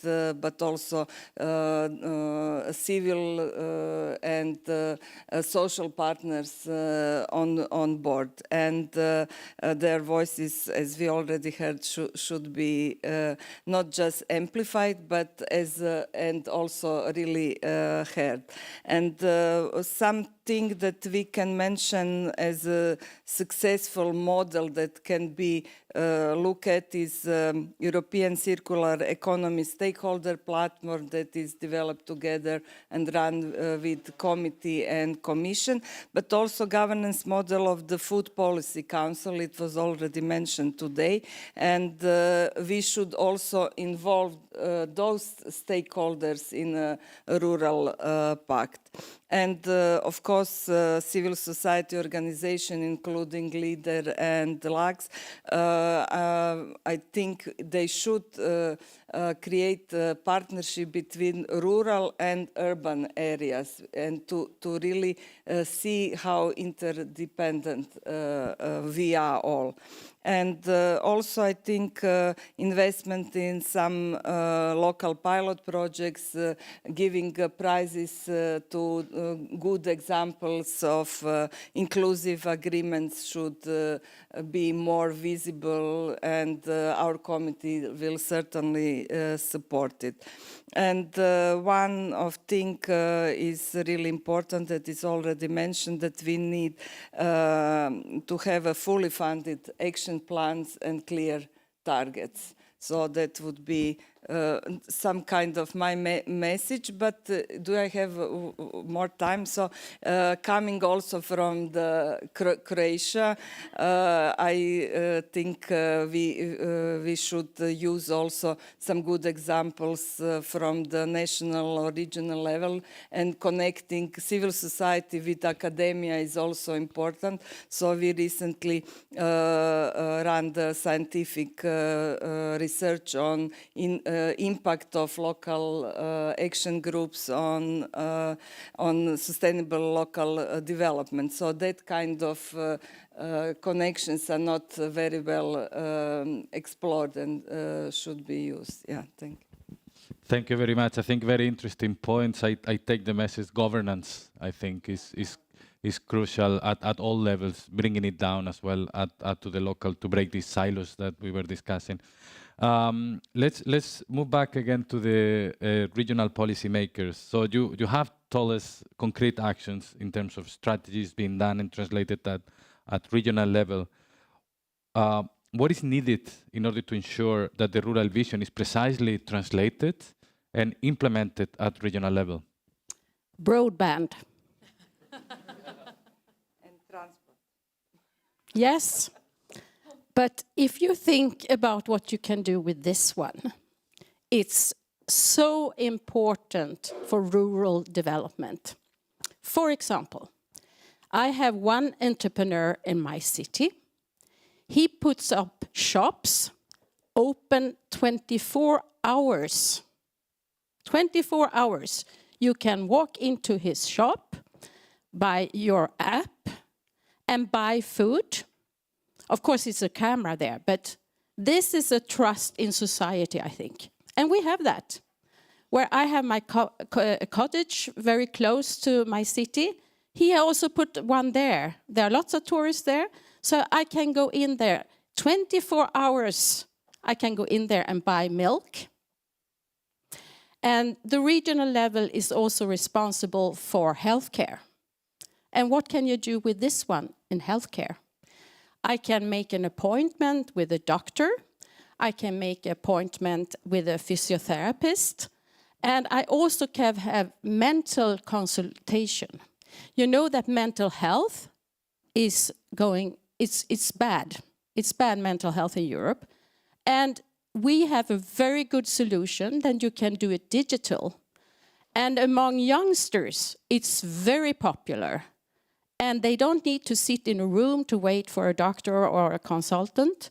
They can use this. It has been very successful in Sweden that you use this digital method when it comes to consultation. And you were mentioned communication. That's also so, you really need this. If you are going a Swedish railroad, you cannot work, you have to do everything yourself. And also in buses sometimes, you cannot use money.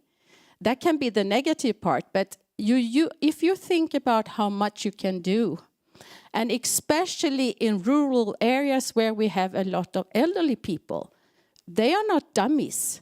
They use this too as a tool that you can communicate with your doctor. And up north, and really where it's long distances, and also in my region with long distances, it's so important that you can have connection with your health providers. And the last thing I want to say is that we have many elderly. And if we don't have digitalization as a really goal, we will not be able to have caretakers.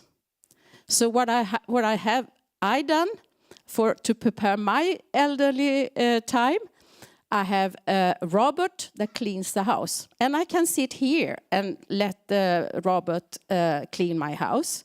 I think we will have more of this in the future. And if you are really interested, we have Smedjan on YouTube. You can go and see how a smart home can be done. That's on video, but we have many groups coming. How you can manage yourself longer without help. Because we need that. We don't have enough of care workers in Europe. So we need much more of technical solutions. And Smedjan is so good. And I have written an opinion in a committee of regions how we can have active and healthy aging. It's very important because we don't have enough of care workers. Thank you. Thank you very much. I think you outline a very important topic that actually reflects the spirit of the Rural Pact, digitalization. It goes beyond the competence probably of one ministry. You need infrastructure, you need to build skills, you need to build ecosystems to really develop the tools. You talked about mental health, probably different ministries, and it's all around the same topic. So how I think the pact could enable to bring all these relevant actors together to think in a more integrated way about these important issues. You talked about an example of a farmer selling food, but also you talked about the elderly in rural areas that also deserve attention. So I think very, very important example. And as because we all behaved very nicely, I'm gonna put one more question, and this one is really open to you to decide whether you want to answer it or not, as a prize for your good behavior. So you all outline the role that your stakeholders can play to contribute to the pact and the vision. But before this panel, we also had interventions from national level stakeholders, policymakers. So I would like to ask you actually your view towards those that are in other levels, so EU, national, member states. So how can they help you and your stakeholders further to fulfill your ambitions related to the pact and the vision? And this is pretty much open for whoever would like to answer it. I see you are very keen, and Marion. I love multi-level governance. I said that I really and that is that you give us what we should focus on, and I think that the sustainability in these 3 dimensions is really a good thing, and also look at the challenges, because we have in Europe the same challenges. We are talking about the same issues. And to focus on that. And I think innovation is crucial for Europe. We need more of innovation, and the Commission has taken an action we have now a pilot for innovation, partnership for regional innovation, and they put money into it too, so we will have innovation valleys in Europe. I think innovation is crucial for Europe. Thank you very much, Marion, and then Lydia. Well, everybody. So I will give you your turn. Thank you. I talked a little bit before around the importance of putting a framework that works for the multi-level governance, where we can have true dialogue. And I think it is important also to involve the local action groups in the rural proofing, because I think only then can we verify the analytical rural proofing that we have, and to see if our citizens are actually agreeing that we have a functioning policy. And I think we need, in order to be able to do that, to strengthen the network of the local action groups nationally and internationally. And I wanted to, because, I just wanted to talk also about that I think resilience is a really important theme, where I also see that the local action groups play a major role, because we talk a lot about resilience when it comes to food, and all these things matter a lot, but I think it's important to see that no man is an island. We really need a society to stick together when we have a crisis, and we need to build those structures when we are in peace and when we are not having a crisis, because otherwise we don't have anything to work with when the crisis hits us. Thank you. Thank you, Lydia. Please, and then we end the. Okay, I have a very short and very practical answer, which I do think though can create a big impact. Are you excited now? Yes. Yeah. It is to decrease the amount of administration. So I do find that in the practice of working with rural communities under EU grants, it is a lot of time and effort to ensure compliance with the regulations, of course on a national level, but also on a European level. And a very recent example is we had a representative from the north of Sweden traveling to France to participate in a rural conference that lost the boarding cards. It was a big struggle, several hours of work for my part, for her part, for our administrator, to ensure that she could actually be reimbursed. Because the first part was she was actually not almost able to get the money back that she paid out, and she was almost saying, okay, I will pay myself. So some of, and I have many examples, and also, for instance, in our multi-actor platforms, the volunteer participant, they do sign a timesheet of their time spent, but they are not getting any compensation for that time spent. But they need to fill out the timesheet. And it's all of these small procedures and all of these grant mechanisms.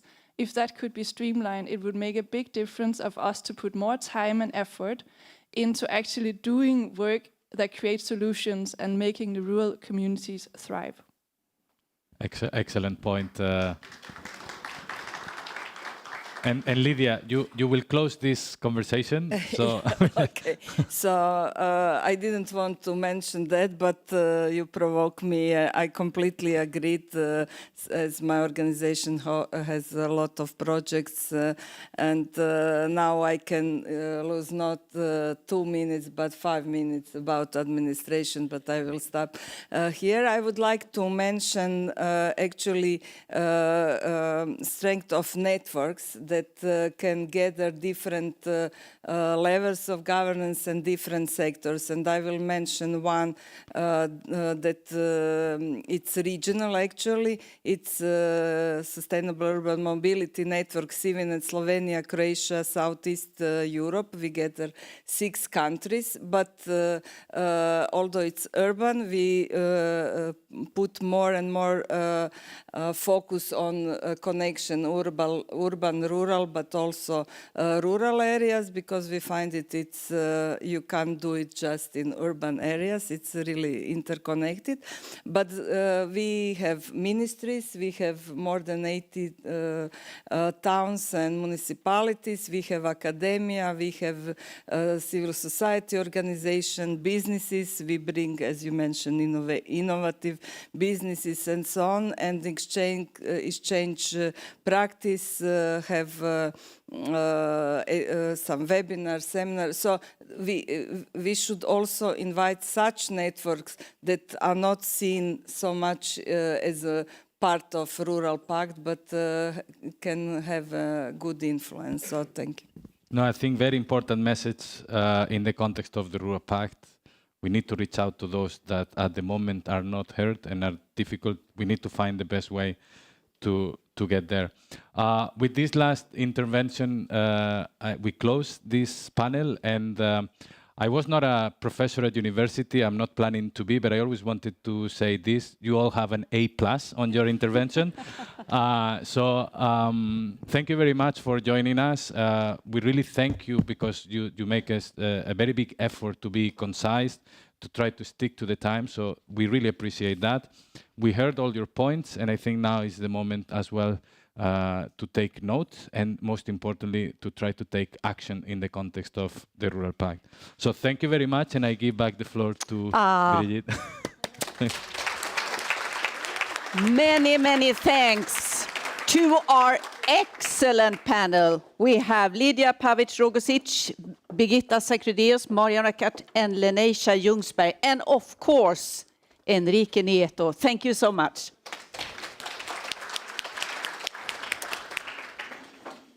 One of the most important reasons why we actually have a physical conference and not a digital one is we believe in the power of actual, real meetings.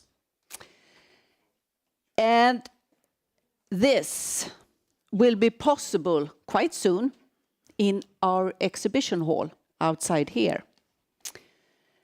And this will be before lunch in the session of interaction.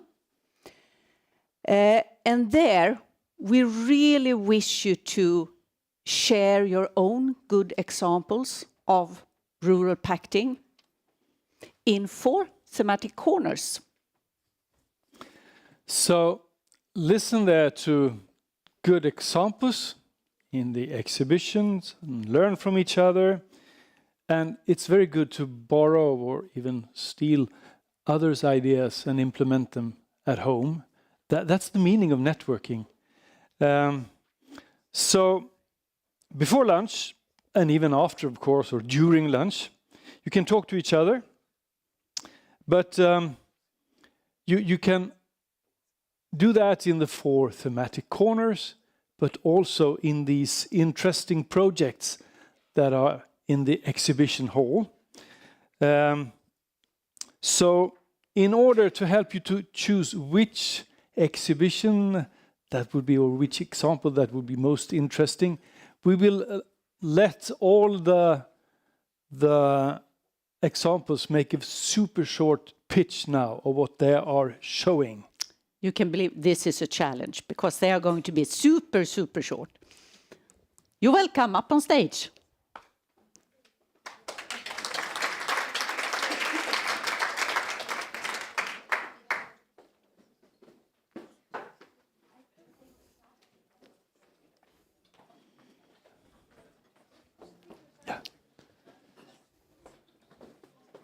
Do we have somebody who is ready? Are you ready? You're ready? Okay, we start with you. Super short. Yes, okay. So So the project that I'm working with, it's financed by the Interreg Baltic Sea region, and it's called Circular Forestry with Added Value Products, so CF Forestry. And there we are going to work with extraction of chemicals from logging residues or byproducts from sawmills, and also bring back the ash to the forest soils after harvesting. And then we are going to make guidelines, policy guidelines, which we are going to connect to the Rural Pact, and then also create business models working in this with this subject. Thank you. And my poster is in one of the corners. Mhm. Through resilience. Thank you. Thanks a lot. Hello, good morning everyone. I'm Katarina Pettersson and I'm working here at SLU as a researcher, and I'm here representing the Grass Sealing project, which is on gender equality and rural and agricultural innovation systems. And yesterday we kicked off our participatory method that we're working with called Living Labs. So I met with 8 women in the rural area of Jönköping and had a full day discussing innovation, gender equality, sustainable and rural development. So please come and talk to me about that if you want. Thank you. Yes, hello everybody. I'm Annie Roos. I'm from Linnaeus University, and today I'm representing Fliara, which is a research project funded by EU. It's about female-led innovation on and off the farm, which means a lot, a big area. So please come and talk to me if you have innovations, if you want to talk about innovations for a sustainable rural future. Thank you. Thank you. Okay, good day everyone. My name is Juha Halme. I'm a researcher from the University of Eastern Finland. I'm representing here the project Rustic, which we started, Horizon Europe project Rustic, which we started in last September. And the general objective in the Rustic is to enable local actors and policymakers to design better policies that foster sustainability transition. And how do we do this is through advancing the knowledge on different rural functions, characteristics, future scenarios, opportunities and challenges. And the project is very much related to what we heard in the morning about the rural vision and specifically the action on developing the ideas on the rural functions. So if you are interested in these topics, come to discuss. Thank you. Hi everyone, my name is Carla Strangio and I am part of the European Association for Innovation Local Development, but today I'm here on the behalf of Desira, which is a 4-year project led by the University of Pisa, and this is based on one key assumption. Digital transformation in rural areas, they generate winners, but also they generate losers. So what we looked into is like, what are the socioeconomic impacts of rural digitalization in also in agriculture, in forestry, and behind that, looking both at challenges and opportunities. And the project is ending really soon. So we have produced 20 living labs, 3 tools for sustainable digitalization, a policy roadmap and policy recommendations. So really welcome to come and discover the results with us. Thank you. Hello, good morning everyone. My name is Carlos Tapia. I work as Senior Research Fellow at Norgeo in Stockholm, Sweden. And I'm representing Granular today. Granular is a research project on development of new data tools and indicators for rural regions that is led by the Advanced Agronomic Institute in Montpellier. And we have over 20 partners. And we are essentially staying to the acronym. We are trying to produce granular data for rural regions in Europe and also develop platforms where rural actors can exchange about data, indicators, and concepts for rural areas. And I'm very happy to take any question later on the poster session. Thank you. Thank you. Thank you. I'm here even though I don't have a poster, or here, the information's over there.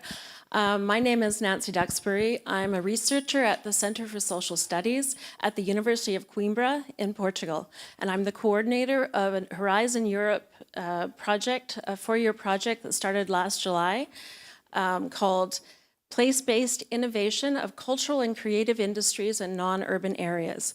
And it is focusing attention on the development of cultural and creative work for rural communities in rural areas or non-urban areas, which has been, I guess, the forgotten part of research to date regarding the cultural and creative industries in Europe. They've been widely touted as engines of economic development as well as social connectivity and important for human development. And we really hope to, at the end of the project, develop both policy and planning recommendations as well as capacity building programs and a much greater awareness of the importance of these types of organizations and work in non-urban areas. And I just quickly, we have 13 partners over 12 countries, and we're working in particular in 6 lab areas in the Azores area of Portugal, in Ireland, Iceland, Finland, Latvia, and Croatia. And we will be having conferences within that project in September 2024 in Croatia and in the spring of 2026 in Latvia, and it'd be really great to involve. Yes. Thank you. Okay, thank you. I'm Eduard Tepat. I work for the Leader Network in Catalonia, and we have built from the Leader Network with other entities the Rural Agenda of Catalonia, the Rural Pact, and we think it's a good example of involving the Leader and Leader Network in promoting rural pacts in a regional level in Europe. So if you want to know more about how we built it, please ask me. Thank you so much, all of you.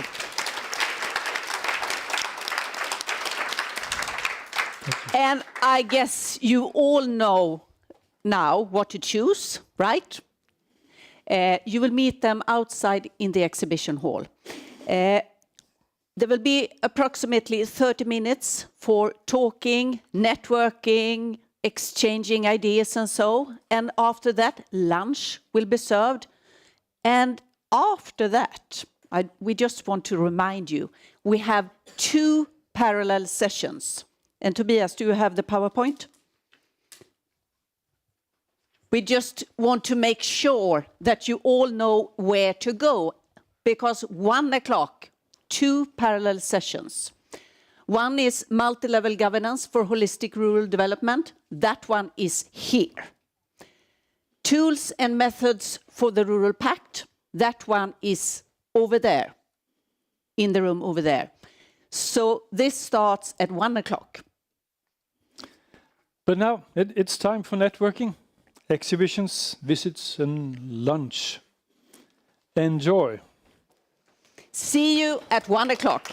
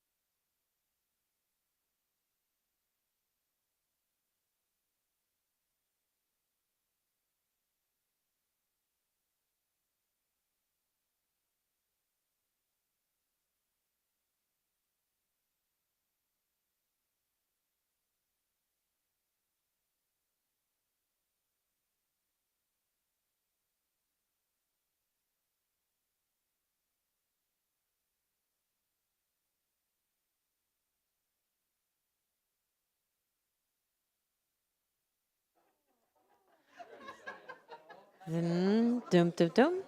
Then we're about to start in a few minutes, so please take your seats. And please come inside this great hall to learn about all the exciting discussions from each workshop. Please enter. Thank you. Yeah. Welcome. Welcome all.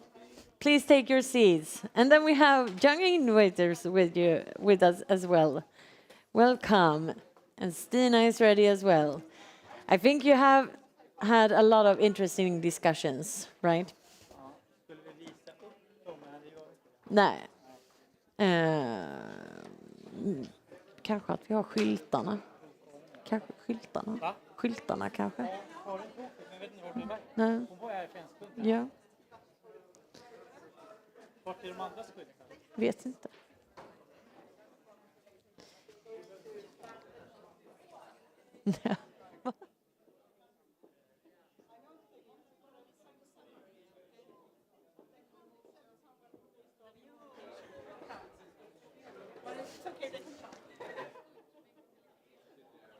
Ja, jättegärna.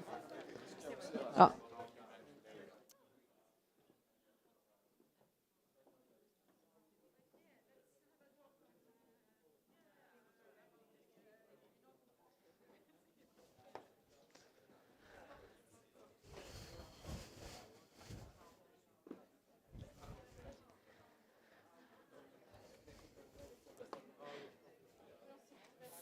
Welcome. Welcome again back here. Some people are still rolling in. And I think my co-hosts soon will be ready as well.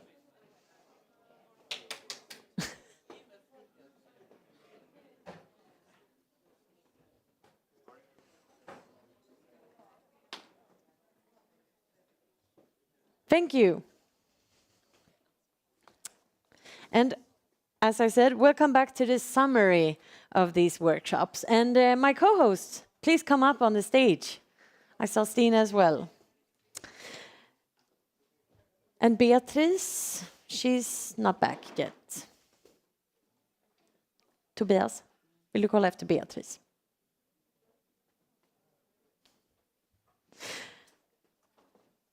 Yes, but we can start with your group, Sebastian, group number 2. You discussed the challenge of, yeah, you can tell us. I can tell everybody. Okay, do you hear me? Is this on? And I am showing on the stream and everything. Good. Yes, we were talking about how can we overcome the challenges of farm generational renewal. And I had 2 lovely groups to work with. And they came up with 2 distinct ideas as things to work forward with.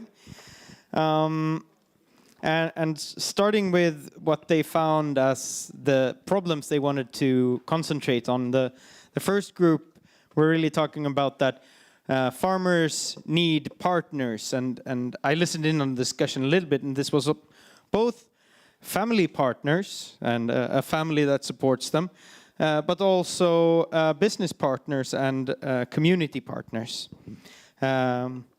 So what they came up with as what they wanted to fix was to provide these supporting structures to young farmers to make sure that they have partners to work with.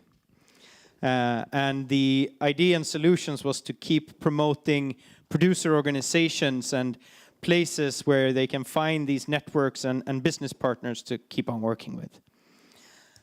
The other group zeroed in on the problem of the facilitation of inclusive farm transitions and transitioning family businesses between the generations.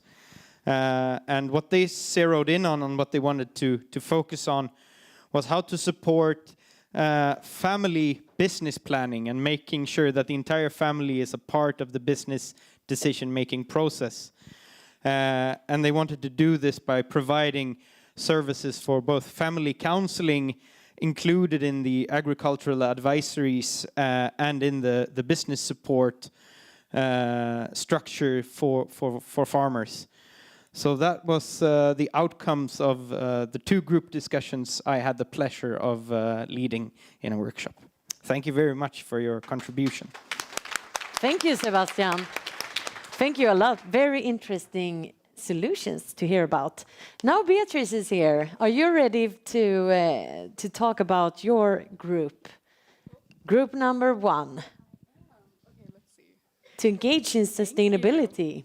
Yes, and so we had 2 lovely groups in my bigger group, and both groups had kind of similar discussion tracks or discussion areas of discussion, and it was mostly related to sort of how do we engage youth and how do we reach them. That was the core of the discussion that we had. And one of the main areas here was how do we accommodate the needs of youth? How do we make sure that they're able to show up when decisions about sustainability are being made? And how do we get them to actually care? And we said that, you know, young people, they start caring when they feel like they are being taken seriously, when they are not being treated as children or as incapable, but when they are being respected and when they're being heard. And so the first solution that we came up with in our 2 groups is to include more youth proofing in other sustainability proofing mechanisms and practices. To always include sort of youth in consultations, to always, you know, engage youth not just once or twice, but continuously in a proofing process. And the second solution that we came up with was a little bit more related to how to reach youth where they are. Because that's one of the main challenges, is that oftentimes we do expect youth to go, as we talked about with Youth 2030, that we expect youth to go where decision makers are and where we are as adults. And so the second solution that we had is to have a bit of an outreach campaign, involve some influencers, get some nice festival going, and just make sure that we reach them digitally where they are so we can reach them on a distance. And that's all from our groups. Thank you very much, Beatrice. And group 1. Great solutions. And now group 3. I think it's Stina. Yes. And you talked about, I can show your sign here. Yes, and I also had 2 lovely groups working together, and they were also kind of into the same things. Both groups touched upon the role of education and knowledge when it comes to youth participation, and also the roles of schools in that, feeling that things have changed in our educational systems, where democracy might not be as clearly talked about in schools.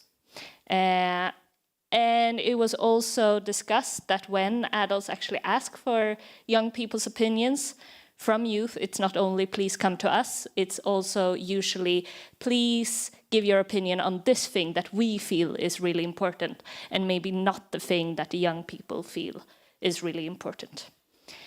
There was also a lot of discussions about sharing power, and that is what's needed to reach change, that we as adults need to also give away some of our power to share, and that is scary, especially maybe amongst politicians, and that we didn't really have like a clear-cut answer on how to do this, but we all agree that it was a very needed thing. And they also talked a lot about formal and informal spaces for participation, that it's needed both in the formal governance, but also maybe in local communities in a more informal setting, for young people to be a part of the community and the decision-making also there.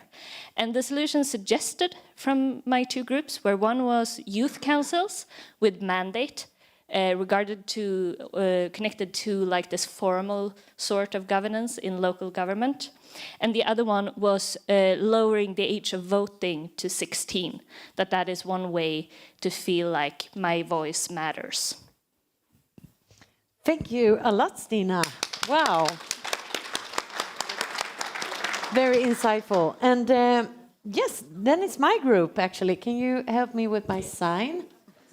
We talked about how youth can be more included in And we had three very interesting group discussions. And the problem that we all was very focused about was how to find youth and how to include them in the right way and in a way that makes them engaged and want to stay connected and be part of the local community and leader. And we had three different ideas. The first group talked about an idea they called invest in activation. They had a very good pitch here. Give the money, give the power to decide on the money and get involved. So get the tools, get the money, get the power. I think it's clever. And the other group talked a lot about how to reach youth and talked as well as Beatrice and Stina on how to visit places where young people spend their time and spend their free time, not only in schools, but also in the civil society and other associations. And I think this group, or if it was another, they talked also about how young people, they need to get involved also in different other associations that are represented, for example, in LAGs, to be able to have a spot in LAG sometimes. And that could be this thing of youth renewal and like generational renewal in the civil society as a whole is an important question to be able to have these engaged youth in all parts of civil society and then in LAGs as well. And the third group talked about more social media, as you mentioned, and have one person responsible in the LAG and or in the leader office that is responsible for working with young people and their inclusion. And they also mentioned exchange with other European countries and LAGs around Europe, which would motivate young people to be engaged. And also, final comment, that LAG committee criteria should always include age as a criteria to have an age spread, not only think about gender and ethnicity and representation in terms of which organizations are represented, but also think of age. So that was my groups. A big applause to them. Thank you. And final, young innovators, what did you talk about in your group? We combined the groups into one, and we had discussion about different perspectives. So I will try to make a summary of it. But what we agreed on was that it's hard to local NGOs or the community or a municipality to reach out to young people. They don't know how to reach them. And it's hard for the young people that want to be engaged to know where they should go to be part of the decisions. So we agreed on if we can meet them in school, we meet all the kids. The problem is the teacher don't really have time to make relevant lessons of it. So it has to be topics that can be connected to the curriculum in some way. So you have to sit down and plan. So the solution is to make some kind of policy innovation. So the municipality and the local NGOs and the local schools go together and say, okay, we will every year make a list of possible challenges or projects and discussions that involve the kids that we want to have the young people's decisions on. It can be a new road to the school or bicycle lane or whatever. It can be whatever. So the teachers can easily check and see if it's relevant for them, and they can choose to present it for the students, and if they want to engage in the topic, they can, and then they can present it for the municipality or NGOs. So, but to start up that, it takes a lot of time and effort, and we don't have the time and effort. So we have to make it as a process that is ongoing next year and next year. So that, I don't know if, was it anything else, but we think that the municipality should take the lead in this and invite the local NGOs and the schools to this, and have like a board of people that are engaged in these topics. And we are trying to, from Young Innovators, trying to make those collaborations happen. So yeah.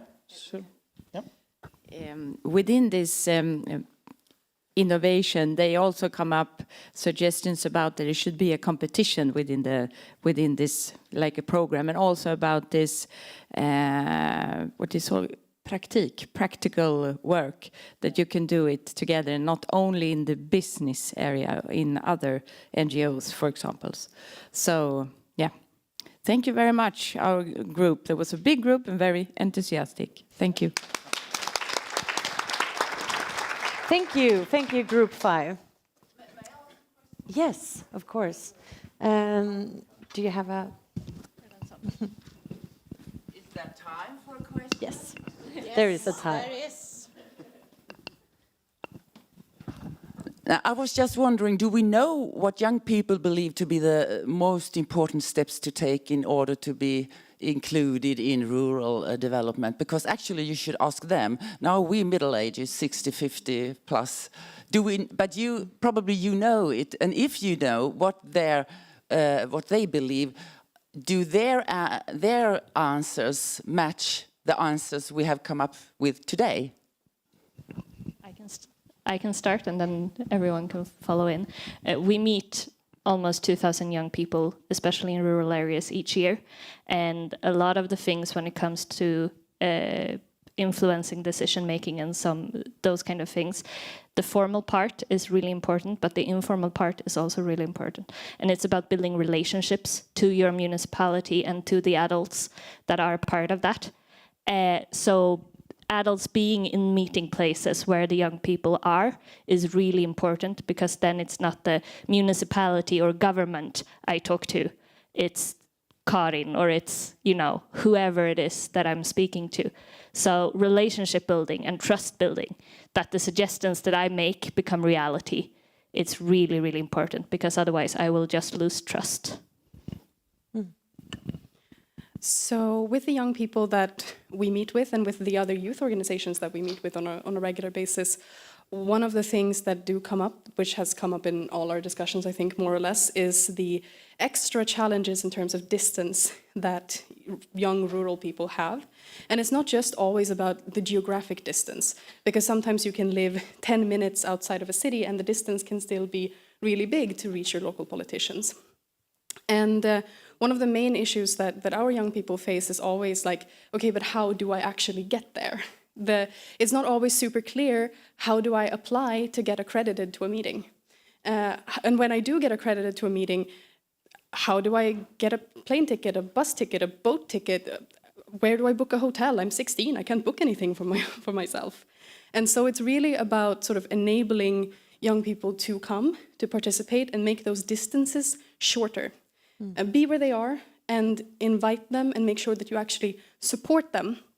Not just say, come and self-fund, but to also actively invest in young people being there. I think that is one of the key areas to actually getting young people involved in decision making. Yeah, and if you want to get them involved, you should involve them early, so they can be a part of describing the problem and ask the questions. Not just we as adults say, okay, you can be a part of up with an idea on this specific topic that I have chosen. Let them be part of the planning from the start as well. I'm looking at the people coming for me if I'm going over too long. No, I think in terms of generational renewal and this question you asked, I think we have to recognize that there are very much two parties to any such, at least two parties to any such discussions, and providing the meeting place for all the different stakeholders within a specific topic, including youth and including everybody involved, all generations, and for example, in the farm transfer, of course, also siblings or the partners, spouses, and those people are very important. So making sure that you have everybody at the same place discussing the right issues, and of course, everybody in that place should decide what is the right issue that we are facing right now. Thank you, Christina, for your question, and thank you for those answers. Ni får gärna stanna kvar. And the questions you have been discussing here this afternoon, today, they have been formulated by these brilliant minds and young people from the perspectives of them and what they worry about and tries to change. And Rural Vision and Rural Pact is an effort to take on a holistic view, to bind all political areas together. And as we now have learned that rural issues is not only agricultural stuff, but covers most of the societal development, we can now, I hope, start to see that young rural people think and care about these big questions that are crucial for our survival of our planet and our rural communities. And the point of this session today was to innovate and collaborate together, and I think that you all did a splendid job. All these ideas we have talked about today will be collected and presented to you on the website after the conference. And we hope that you have new ideas to work with with you in your countries, and that you feel inspired. We all own these solutions and ideas together. So please take the best ideas with you back home and make sure that young people are part of your work with the EU Rural Pact. I want to thank all my co-facilitators and also thank all of you for sharing your experience and ideas during these workshops. A big applause to all of you.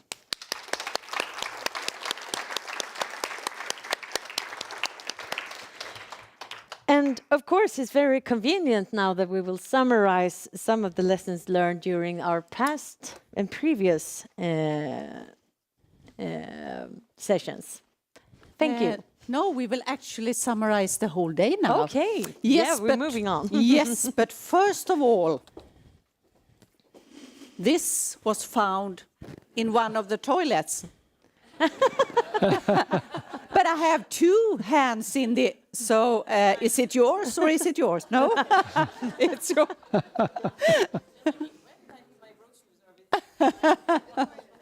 Good, we have owner. Great. It's now time to make a conclusion and summarize this wonderful day, isn't it? And we also would like to hand over the lessons learned to Spain, who will take over the presidency, EU presidency, in July. And Julia and Hans-Olof, I don't know how you feel, but actually I got goosebumps when I was listening to Youth 2030 before there in the plenum. Wow, amazing. And what about you, Julia? Yeah, I can agree on that one as well. But I also think one of the lessons I've learned today, it's important to stay away from stereotypes of who could be a farmer or who could be a leader or who can be a rural citizen. We cannot afford to exclude people because we all need them in our rural areas. And what about you, Hans-Olof? How I feel tired. No. Maybe all of us are a little bit tired. But one thing that I'm glad and I'm happy to hear and realize is this cross-sectoral approach to rural development, and that the Commissioner, and as you also said, but as the Commissioner said, that rural development is not only about agriculture. I have felt that for a long time, that it is so much farming, but rural is so much bigger for me. The rural society, most of people are not involved in agriculture, so we need to address all. I think that was good. I was glad for that. Yeah. We have learned a lot, and we do hope that you also have learned a lot. But we also have some really competent people here today to help us summarize instead of us amateurs. Please welcome Kristina Nordin, Director General, Swedish Board of Agriculture. Welcome.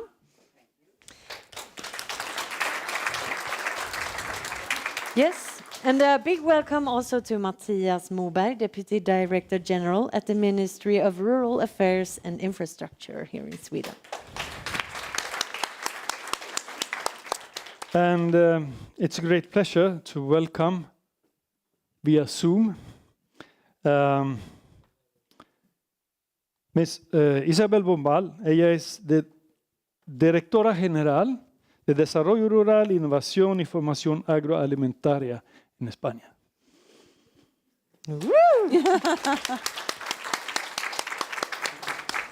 We just have to check, is Isabel there? But we don't see her. No? But she has not her microphone on. Not her phone, microphone or camera on, I think. We just take 1 minute or so, see if Tobias and Emil are in contact with her. Can you check? Yeah. Is she there? Can she hear what we are saying here?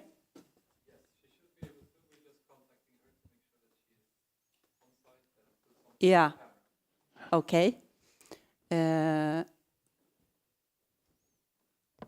Maybe we're a bit early. We are not late at all. Now we are not stressed by time. No. How strange. But we do like this because we hope that at least she can hear us. So I think we start with Kristina and Mattias. You both represent two different but important sectors and tools for the rural vision. So you've been here during the whole day. What inspiration or recommendation for the future have you got during this day? Can I start with you, Kristina? Is that okay? Or Mattias? No, you can start. We have a plan. You have a plan. Mattias will start. Yeah? Yeah? No? Yeah? Hi, Isabel. Hi. Hello. Good afternoon, everyone. Hi. You should be standing here. Here's the camera and waving. And just checking, can you hear us? Yes, perfectly. Thank you. Great. Then Wonderful. Mattias, please. Thank you. Yes. You hear me? Yes? Strange now. Yes. Now I can hear myself anyway. Yes, we tried to summarize this in some lessons learned. And today we have learned that we all, no matter role or function, are responsible for amplifying rural voices and bring them higher on the political agenda. Structuring and enabling networking, collaboration and mutual learning. Encouraging and monitoring voluntary commitments to act for the vision. An important lesson is that we can take advantage of what we already do and make it even better. All over Europe we have methods and partnerships that can be used, but we need to sharpen them. today we have received several inspiring examples, and now we will summarize them in 5 lessons learned. And Christina, you start.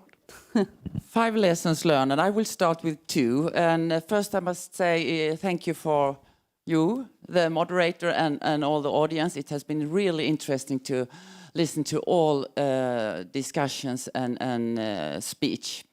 My first lesson learned that I would like to bring to you in Spain is regarding young people. And it's almost a cliche that the young people are the citizens of tomorrow. They are the citizens that we would like to see on rural areas, working, living, creating new companies, farming, and so on. And now we have the answers, both from the young people and both from all you. Now we know what actually is needed. And at the same time, it's a bit sad because I started to work with rural issues about 20 years ago. And also back then, we talked about how to include young people. So the important lesson to learn and what I will send to Spain is that we have to really continue to work with this issue, but actually also make things happen, because now we have the answers. So that's my first lesson learned. The second is about the local action groups and leader. All over Europe, local action groups are in place. And I think it was very interesting to hear you, Marianne. You said that local action groups are very interested in learning about national strategies and regional strategies, but the national level and the regional level are not that interested in hearing about the local level strategy.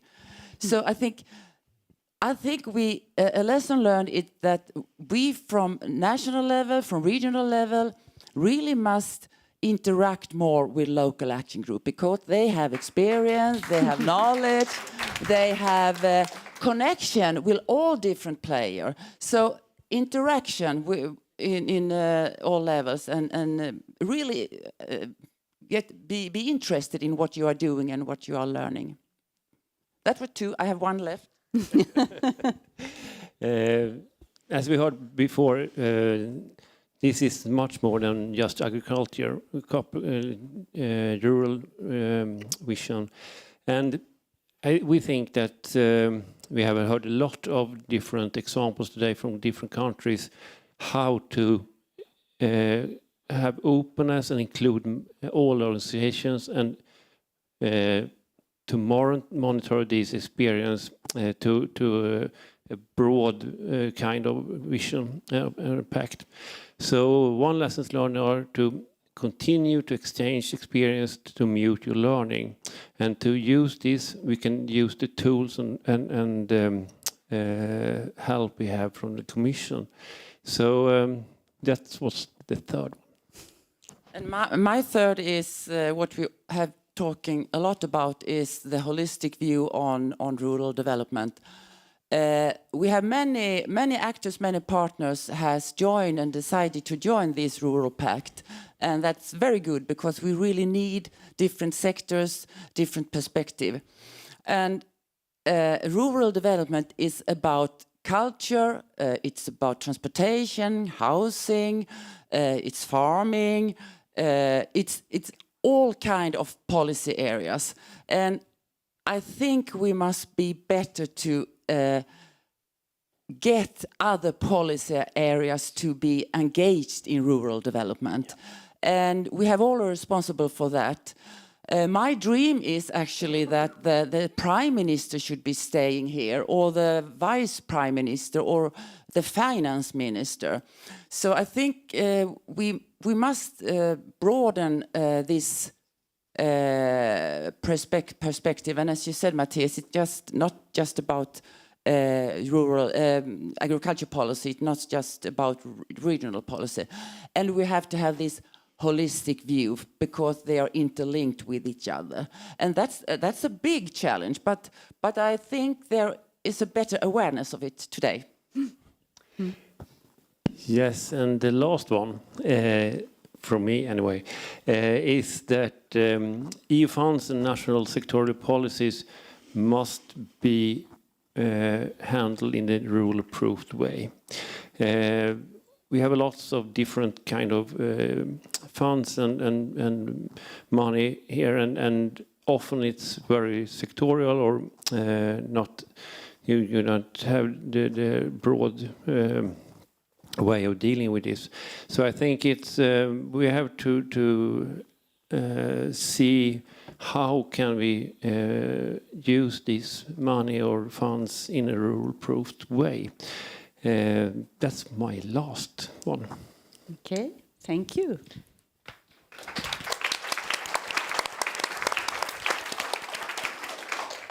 Thank you both. Do you have any favorites regarding these lessons learned?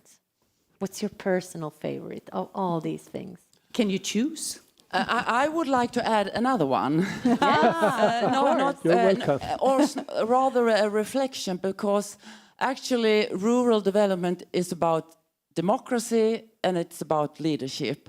And I think today, when many countries has the polarization has increased and we have political parties on the outer edges, I think one way to reduce the risk of increased polarization is actually to offer people all over Europe a reasonable life, a good life in rural areas where they can work, where they can have sports, culture, and so on. So I think rural development, it's a much bigger issue. It's about democracy. So I think, yes, that's rather a way to say that the work you are doing is extremely important. Thank you, Kristina.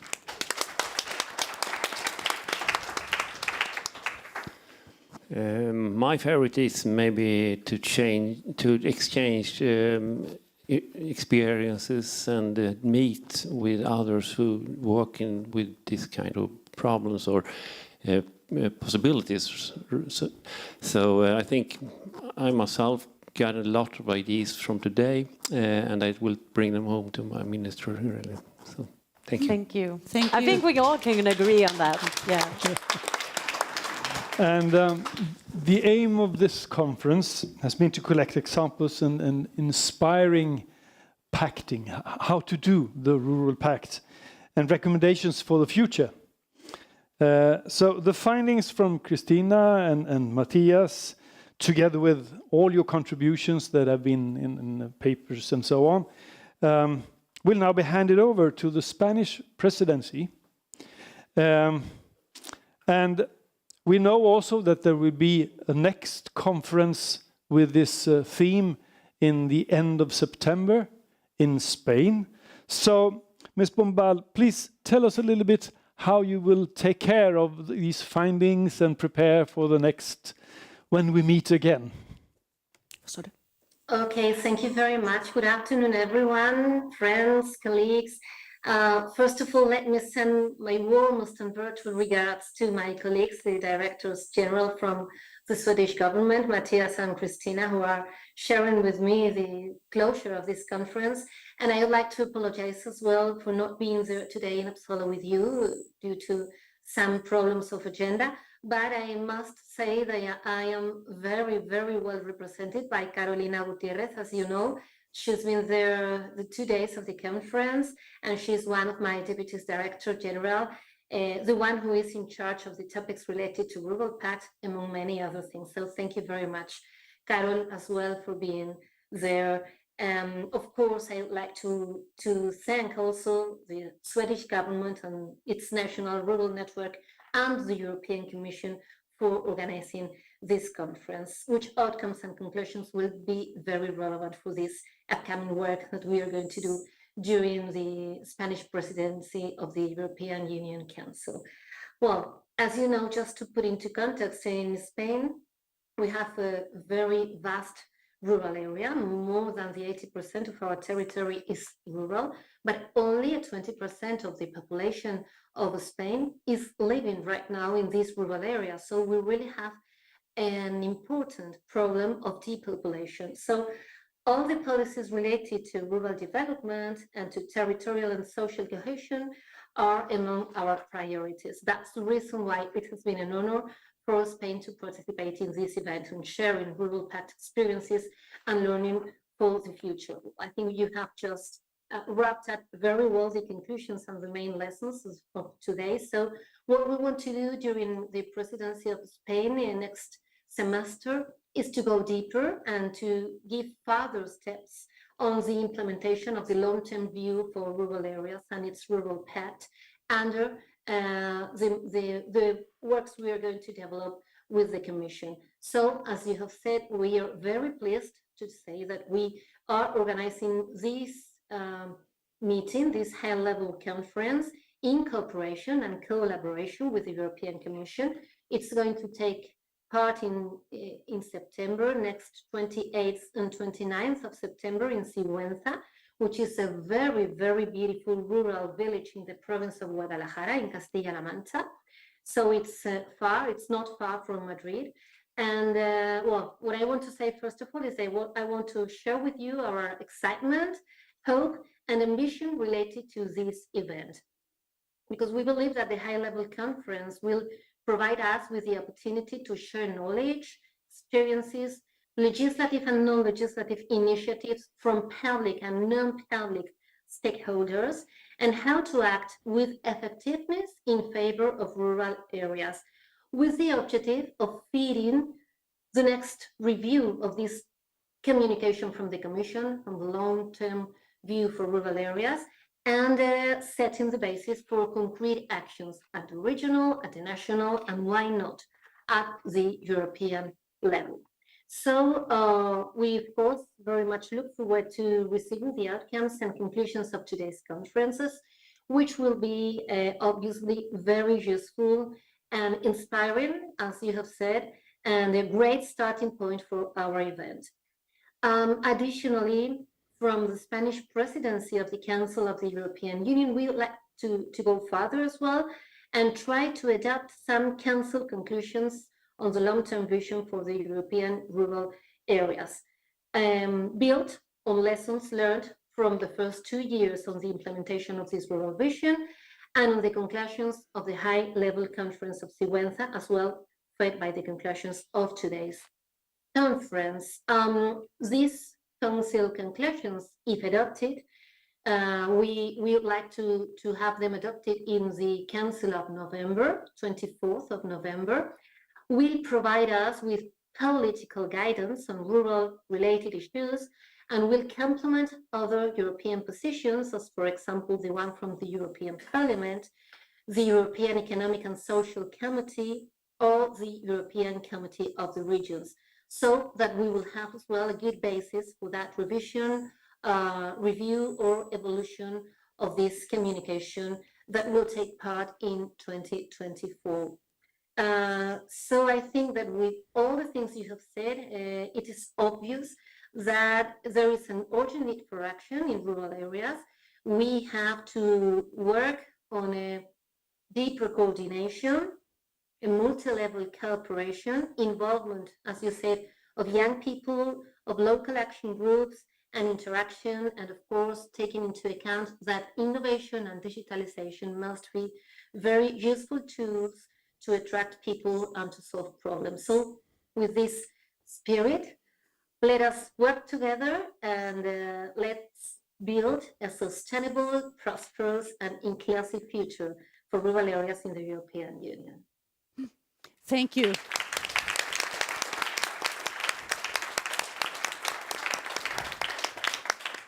Ms. Bombal, have you been able to follow this conference some way through YouTube today? Sorry, I didn't hear you currently because there was no... Stand there. No? You better stand here. Because Okay. the microphone is... Yeah? Yeah, I'm Can you hear me now? Yeah, Yeah? perfectly. Have you been able to follow the conference today? I've just been able to follow some pieces of the conference, but Carolina has been telling me all the main contents and the main conclusions of the different sessions. Oh, so maybe I should ask if Carolina had any favorite lessons learned that she forwarded to you, or...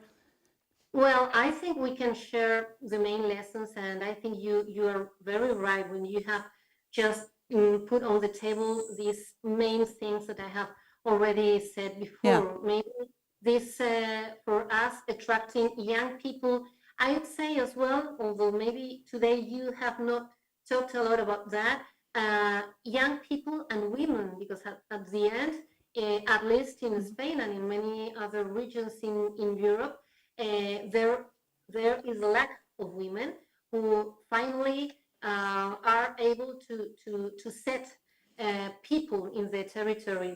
So I think it is very important. It is very important as well to work in more coordination at all the levels, regional, national, European, but as well work a lot with civil society. So in that sense, in such a sense, I think it is very important to involve more to local action groups and to take into account all these new tools that can be very useful to solve problems as innovation and digitalization. Okay, thank you so much.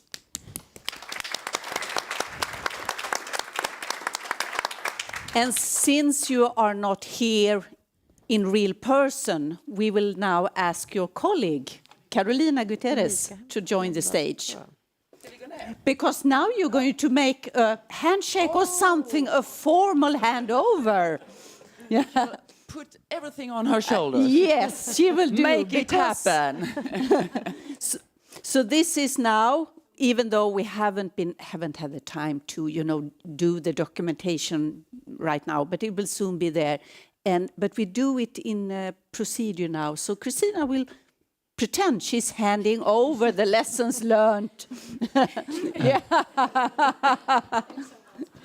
I wish you very good luck to continue this very important work for a democracy and for a very well-functioning European Union. Thanks so much. And on behalf of the Spanish government, we take this conclusion, all the great work that the Swedish government and our colleagues from the Rural Swedish Network has been doing. So thanks a lot. We are completely committed, as my director said, that we are completely committed to go on with this work.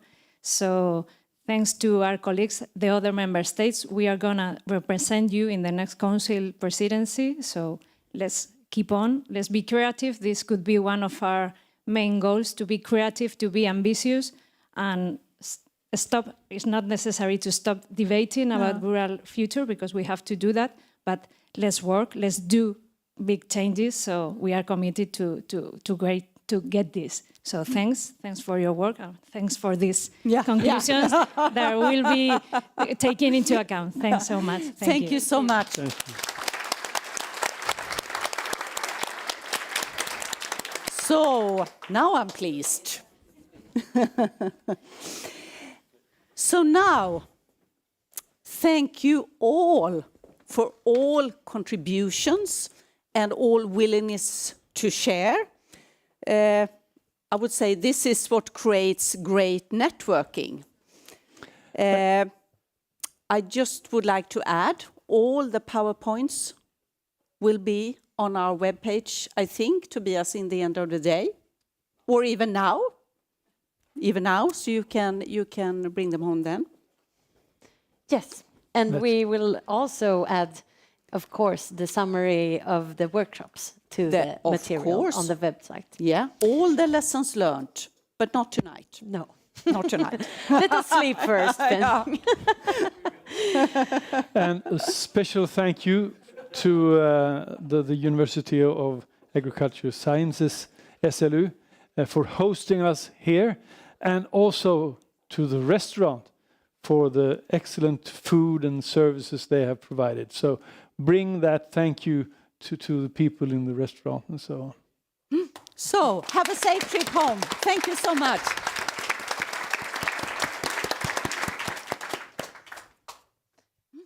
Thank you. Have a safe trip home. Yes, you're so allowed to leave.